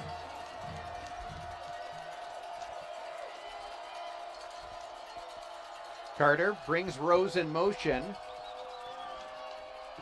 5 seconds left on the play clock. Carter hands it to Gulker, and he's got the first down. Gets just across the 35-yard line. That's what Ferris State needed. But once this ball is marked ready for play, the clock will begin to run again. And again, Ferris is moving into the wind, and it is a substantial wind. I don't think a field goal of much more than 40 yards is going to have a great chance. Inside 1 minute to play, tied at 38. Carter, play action. Now he's going to fire it deep downfield into coverage. Incomplete. Brandon Lewis did a great job on that play. Ball really held up in the wind, and Ferris wants a flag. They're not going to get it. I'm glad and surprised because that ball did hang up enough that it was underthrown. Now, had the receiver, Tarek Brett, made a bigger effort to come back for it, probably going to be a problem for the Cardinals, but he really didn't. And actually, if Brandon Lewis had been able to turn around, he probably has a good chance of catching that ball. It's hard to throw a deep ball in this breeze. It's hard to kick a field goal in this breeze, and the Cardinals can use that to their advantage. 2nd and 10. Carter, quarterback draw, hit by Robertson, and he's going to be brought down right at the line of scrimmage. Really good job by that front line of the Cardinal defense. I'm waiting to see whether Ferris is thinking about timeouts. They don't appear to be doing that. It's 3rd and 10. I'm a little surprised by their lack of urgency. I am too, but maybe they like their chances in overtime, but if so, they've only got to snap it one more time. And I think at this point the Cardinals would take overtime, given everything that's happened in this second half. There's 12 seconds left, folks. Unless a disaster strikes, we're going to overtime. Carter does drop back to pass. He's going to heave it. He does fire it deep downfield, and it is caught down at the 20-yard line, but that's the final play of regulation. Oh, my goodness. So it is caught down there by Timothy Ormond, but that's the end of regulation. Better that that's caught than that an interference call was made, which would be a free down. Well, now they're saying there is 1 second left on the clock. What? Oh, I can't believe this. The clock was at zeros while the play was still going on. There's not a second left on the clock. Wow. Why does it never fail in this game to have something like this happen? Why every year? Why does it always happen? There was no time left on the clock. And it wasn't close. No, it wasn't close. I don't think you can challenge it. Coach Brady is asking what in the world's going on. He does have 2 timeouts. If this can be challenged, He has the ability to challenge. I don't know if it can be challenged under the Division II rules. You've got to be kidding me. And from here, you are looking at a 40-yard field goal into the breeze. And in the history of this matchup, we have seen some bizarre things transpire, and we are just looking at another bizarre thing transpiring. They have given Ferris State a free play at the end of this game and a chance to win it. Unreal. This is going to be a 39-yard attempt from the right hash. Kick is on the way. Whistles were blowing. Yep, it is a timeout first. So SVSU got the timeout called right before the kick went up. It did. The Pistons and the Celtics. And every time there was a game at the Boston Garden, something happened that just defied logic. And I feel like that's sort of the same template that overlays Ferris State and playing Saginaw Valley. Last year it was horrendous pass interference calls at key times.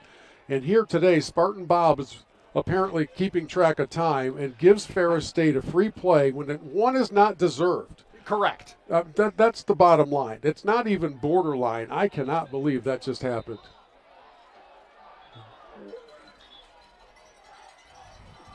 Wow.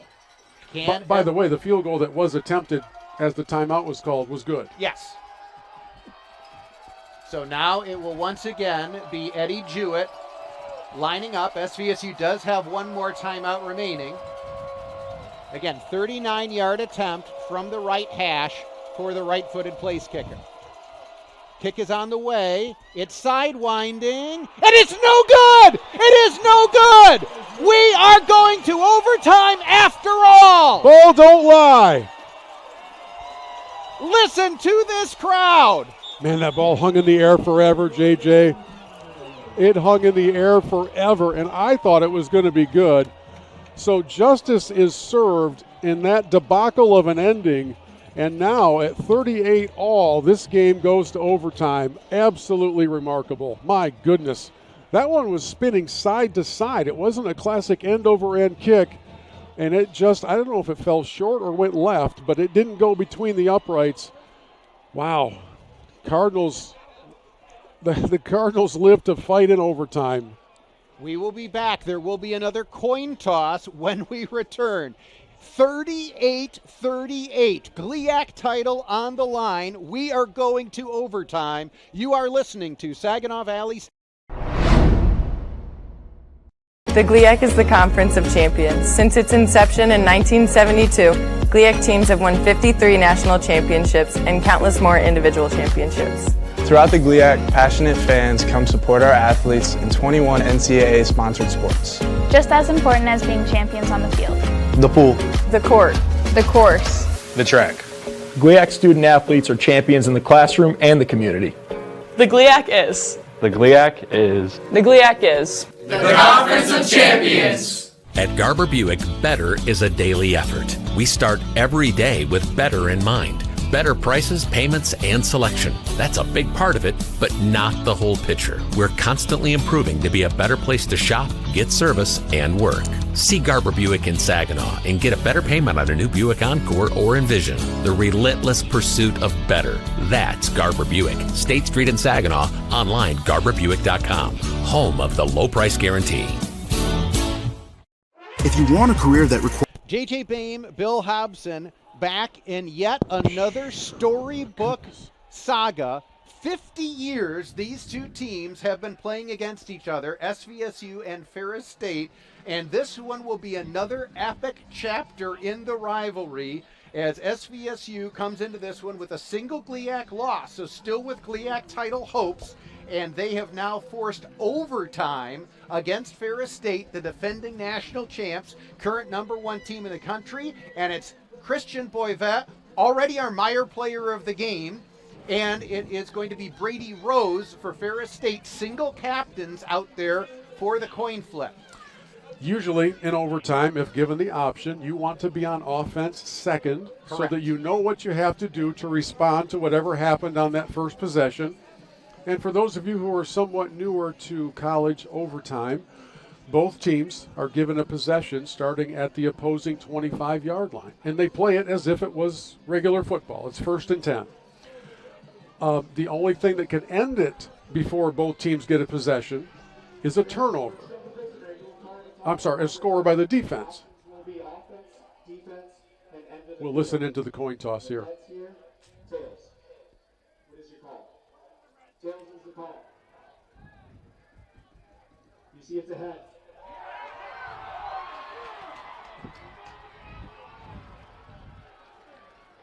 To begin overtime, Ferris will be on offense at the south end of the field, starting at the 25-yard line. So it will be going with the wind. Yep. Ferris will have the wind at their back, going from left to right. And then SVSU does go on defense first because SVSU won the coin toss. And as you said, Bill, now if you're SVSU, whatever Ferris does, you know what you need. Yeah, so overtime continues with each team getting a possession until somebody comes out ahead. However, after 2 overtimes, if you score a touchdown, you're required to go for 2 points. And now it has gone to starting in the 3rd overtime. It is simply 2-point conversions. Yeah, then after that it's just all 2-point conversions, which is an unusual change of the format, but that's what it is. So would anything surprise you? No. In this rivalry and what we have seen here today, the Cardinals at one point had a 24-7 lead. It went away in the blink of an eye in the 3rd quarter with 3 quick Ferris State touchdowns, and it has been back and forth ever since. Here we go. Conference title still on the line. Carter in at quarterback again for Ferris. He pitches it to the near side. It's a pass. They've got a receiver down there, and it's caught. Touchdown, wow. Ferris State. Same play the Ferris State used against SVSU last year. Yep. They pitch it to Brady Rose. This time he found Tay Boyd for the touchdown. Rose with a really nice throw. Very, very creative play call, and the Cardinals do not get back to cover that pass in the end zone. And you talk about a quick strike in overtime. It doesn't get any quicker than that. Ferris State had not run a trick play all day. Right. Saved it for a special time, didn't they? They call it on the first play of overtime, and it does give the Bulldogs a touchdown. Extra point is on the way, and it is good. So now it is Ferris State on top, 45-38, and the SVSU offense will take over, heading the same direction. And now they know what they have to do. They have to score. However, just keep in mind that if they do, and they go for 1 and they tie it, then SVSU would go back on offense to start the 2nd overtime. So they kind of flip the order of things. But I don't want to get too far ahead of myself. Some business to take care of first, which is tying this game. So again, SVSU will be working with the wind, just as Ferris was. Cardinals need a touchdown now to force a 2nd overtime. That puts a little extra heat on things. You also know that everything is 4-down territory, so no need to be conservative. Needing a tying touchdown late in the 4th quarter. Cardinals did get it. Can they answer again? On 1st down, handoff to Beard, running to the right side. He gets down to about the 23-yard line, gain of 2. No clock in overtime. This isn't the NFL. This is a timeless or untimed, as they say, period of play. There's still a play clock, of course. So maybe give them 3 on the first down. Yeah. It's about 2 yards on the 1st down play. So Cardinals will have 2nd and 7. Terrence Brown goes in motion. McKenzie hands to Beard again. Cutback lane. Forces his way down to about the 20-yard line. So it's going to be 3rd and 5 coming up. And as you said, Bill, in overtime, you certainly know everything is 4-down territory. It's a good cutback by Beard. He hasn't had a lot of playing time this season, so he is truly getting a trial by fire. He checks out of the game now on this 3rd and 5 play as the Cardinals will go with a wide set, 5 wide receivers.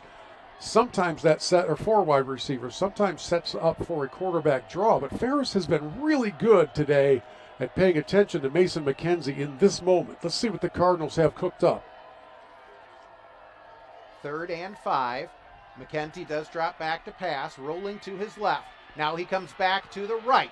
He's got some room. Mason McKenzie's going to take off, takes a big hit, and he is short of the line to gain. They're going to mark him where?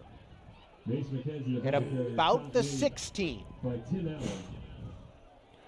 So now SVSU must convert on, they're actually going to mark it back at the 17. So 4th and 2. This is the Cardinals season on this play. If you haven't had enough drama today, how about a 4th and 2 in overtime? And they will take a timeout to talk through this play, as important as it is. Wow. So Ferris State did a good job covering the initial receivers and then also doing a good job coming back to the play to prevent Mason McKenzie from scrambling for the first down. Catch you up on some scores while we catch our breath. Texas A&M 7-0 over Missouri in the first quarter. Oregon with a 2-0 lead over Iowa. Ohio State beat Purdue 34-10. Let's take a look here. Georgia beat Mississippi State 41-21. And by the way, Indiana sneaks by Penn State 27-24. That was a little closer game than a lot of people anticipated there at Happy Valley. Now, back here in Saginaw. As JJ said a moment ago, this play really is to keep your conference title hopes alive. 4th and 2. In overtime, SVSU trailing 45-38.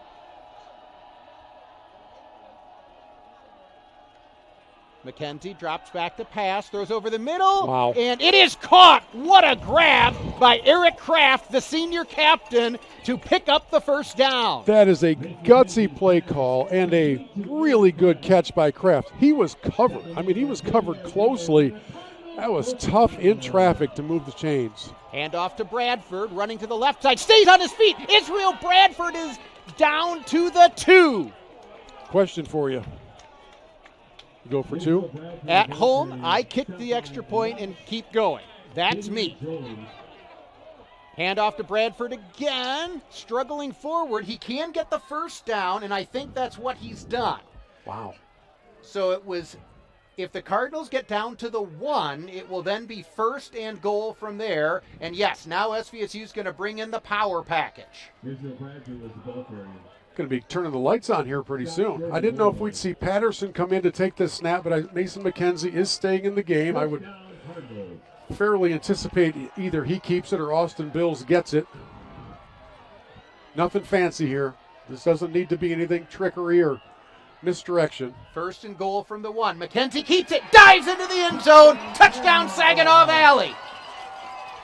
Okay, so now this is interesting. Here comes the extra point unit on the field, and for all the times in your football fandom when you turn away because it's extra point time, do not turn away right now, friends. This is as important as the 4th and 2 play was a moment ago. Either this game continues or it ends on this kick. So the Cardinals get the touchdown. Tegan Lendrick with the wind at his back, coming out for the extra point. Good snap, good hold. Kick is on the way, and it is good. We're going to double overtime, tied at 45. You are listening to Saginaw Valley State University football. All right, just a 30 here, Matt. The GLIAC is the Conference of Champions. Since its inception in 1972, GLIAC teams have won 53 national championships and countless more individual championships. Throughout the GLIAC, passionate fans come support our athletes in 21 NCAA-sponsored sports. Just as important as being champions on the field. The pool. The court. The course. The track.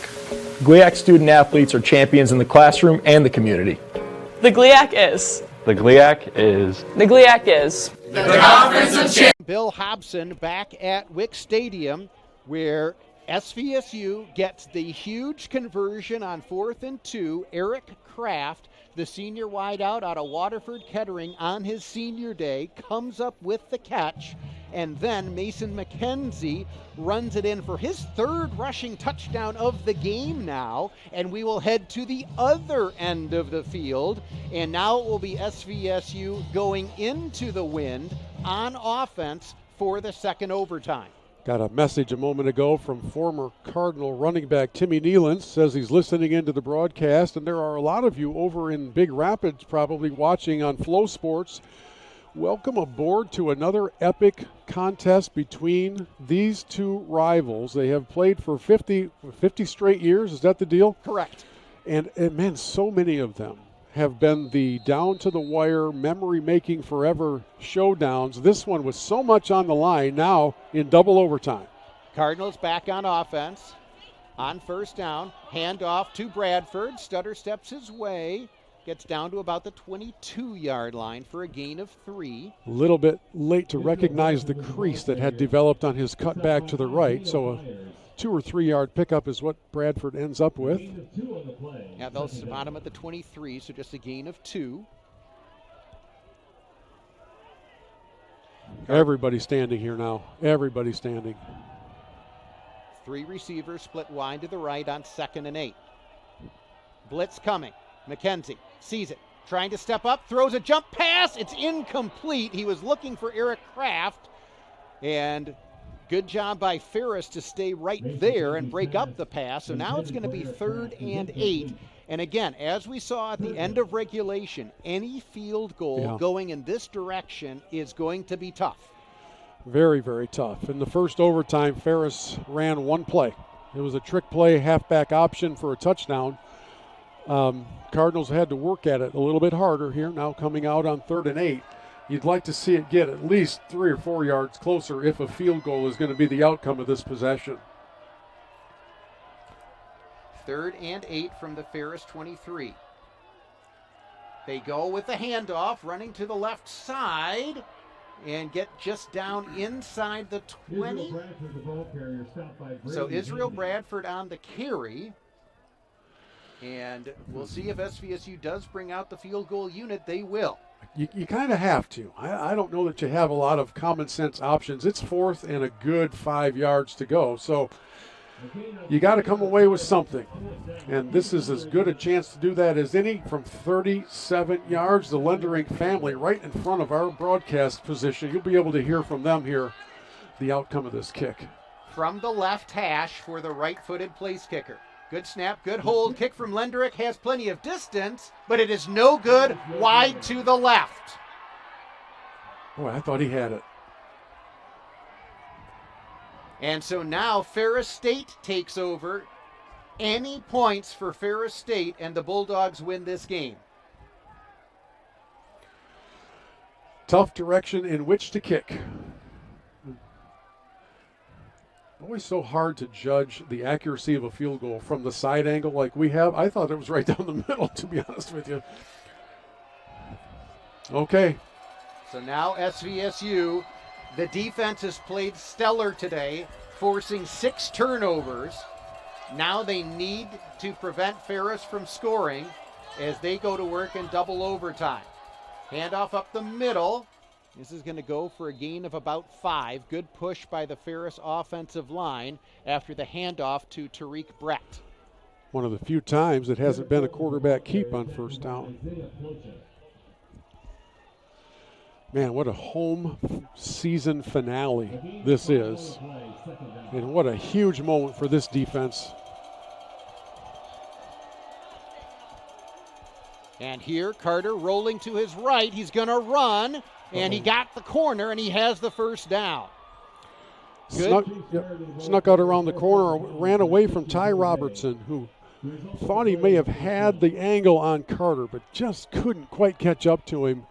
And now this becomes a very dire situation for the Cardinals in double overtime. A field goal is well within reach. On a day where you've caused 6 turnovers, can you cause one more? I would be very surprised if Ferris does anything but plow ahead plays, protect the football with both hands. Yep. Carter on the quarterback draw is tripped up by Robertson for a loss. Literally tripped. I'm surprised there wasn't a penalty on that because it was a foot tackle. Let's put it that way. He hit him initially with the shoulder pads and arms, but then as he was going to the ground, as you said, he stuck out that right leg, and it was that right leg that ultimately completed the tackle. We just call that dexterity, creativity, something like that. Loss on the play. Ball currently resting, looks like near the 14-yard line. If this game goes too much further, they're going to have to turn the lights on. Yes, they will. It's getting dark here.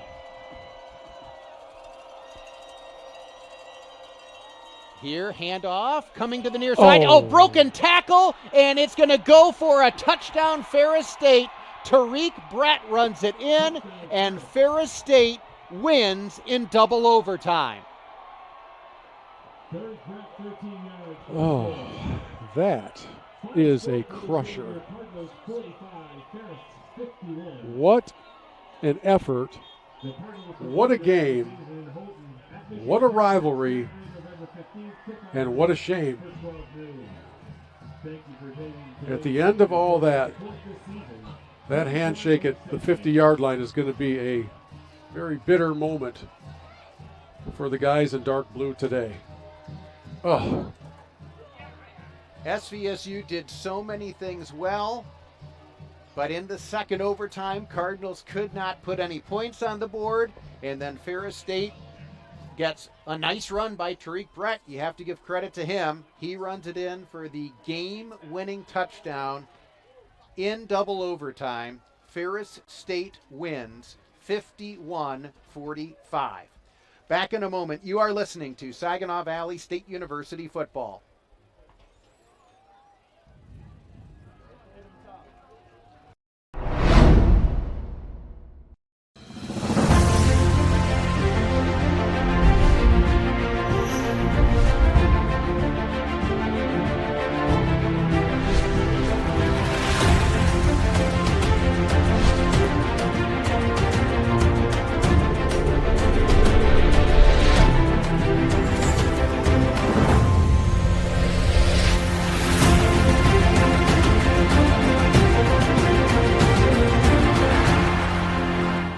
Better payments, better service. You will do better at Garber Chrysler Dodge Jeep Ram, Bay Road in Saginaw. Getting a better payment on your new Chrysler Dodge Jeep or Ram truck is a big part of how you'll do better, but it's not the whole picture. Garber is constantly improving to be a better place to shop, get service, and work, because being better is a daily effort.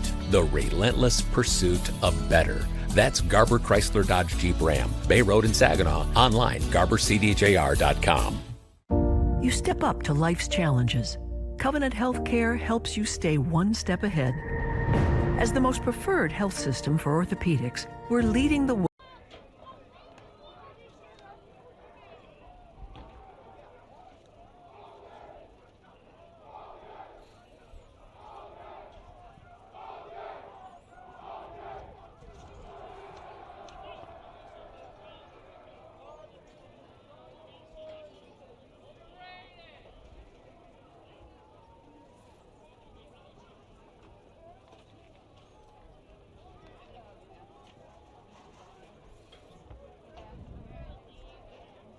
J.J. Boehm, Bill Hobson at a dejected Wick Stadium for the home crowd as the Cardinals, playing for the GLIAC title against the defending national champs, the number one team in the nation, Ferris State, come up short, losing in double overtime, 51-45. Cardinals did so many things well in this game. Cardinals showed a lot of resiliency as they were able to go and get the tying touchdown late in regulation. They got the tying touchdown in the first overtime, but in the second overtime, Cardinals had to settle for the field goal try. That was no good. And then Ferris State got the touchdown as they're able to win 51-45 over Saginaw Valley. End of the day, 434 yards for Ferris, 389 for SVSU in what felt like, up until about the midway part of the third quarter, like it was going to be a relatively low-scoring affair, and the Cardinals were very comfortably in control of every facet of the game. Let's not forget, when you look back on this game, the Cardinals created 6 Ferris State turnovers. You don't win one game out of 50 when you commit 6 turnovers. Yep. But this rivalry is always different than everything else. All of the trends and statistics and the patterns and the things that just can't happen, they happen in this game. They happened today.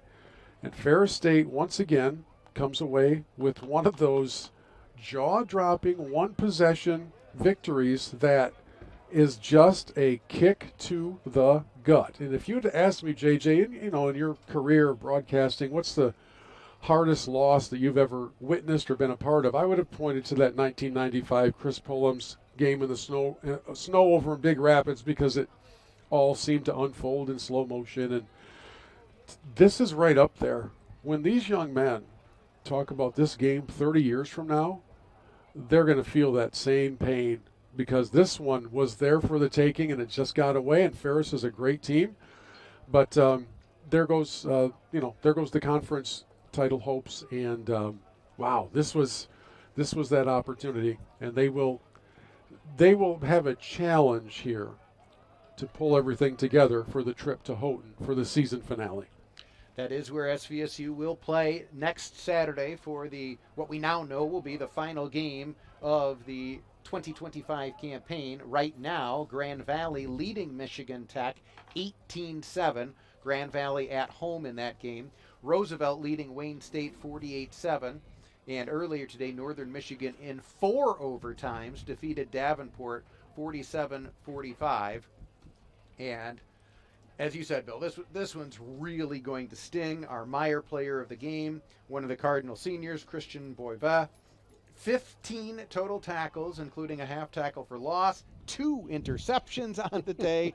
He had 2 of the 6 turnovers that SVSU forced. You also got to give a lot of credit to Trace Corlew, the true freshman out of Gladwin, who pressed into service because of all the injuries in the secondary. He gets the start today. He had 2 interceptions, or he had an interception and a fumble recovery. Yep. So he was part of 2 turnovers. SVSU did so many things well today, but unfortunately could not come up with the win at home on Senior Day. That's going to sting. It's going to sting for more than 24 hours. The coach's rule is a 24-hour rule. This one's going to sting for a while.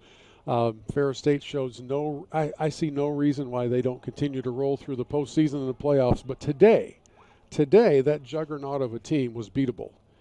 And what a contest we witnessed, 51-45. And for a season with 7 home games, I can't think of a capper that would have more drama, more changes of emotion, more changes of direction, and unfortunately, not the outcome the home team would have liked.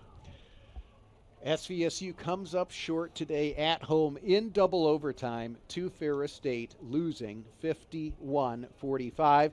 Want to thank everyone who's been with us for, we were on the air at 12:30, so we've been on the air for more than 4 hours. Is that right? And I appreciate all of those who have likely been with us for all of those 4 hours. It has been a great football game. Unfortunately, the Cardinals come up short today. So for Matt Lester back at our WSGW FM studios and my broadcast partner Bill Hobson, this is JJ Boehm saying so long. We thank you for listening to Saginaw Valley State University football. Matt, thank you.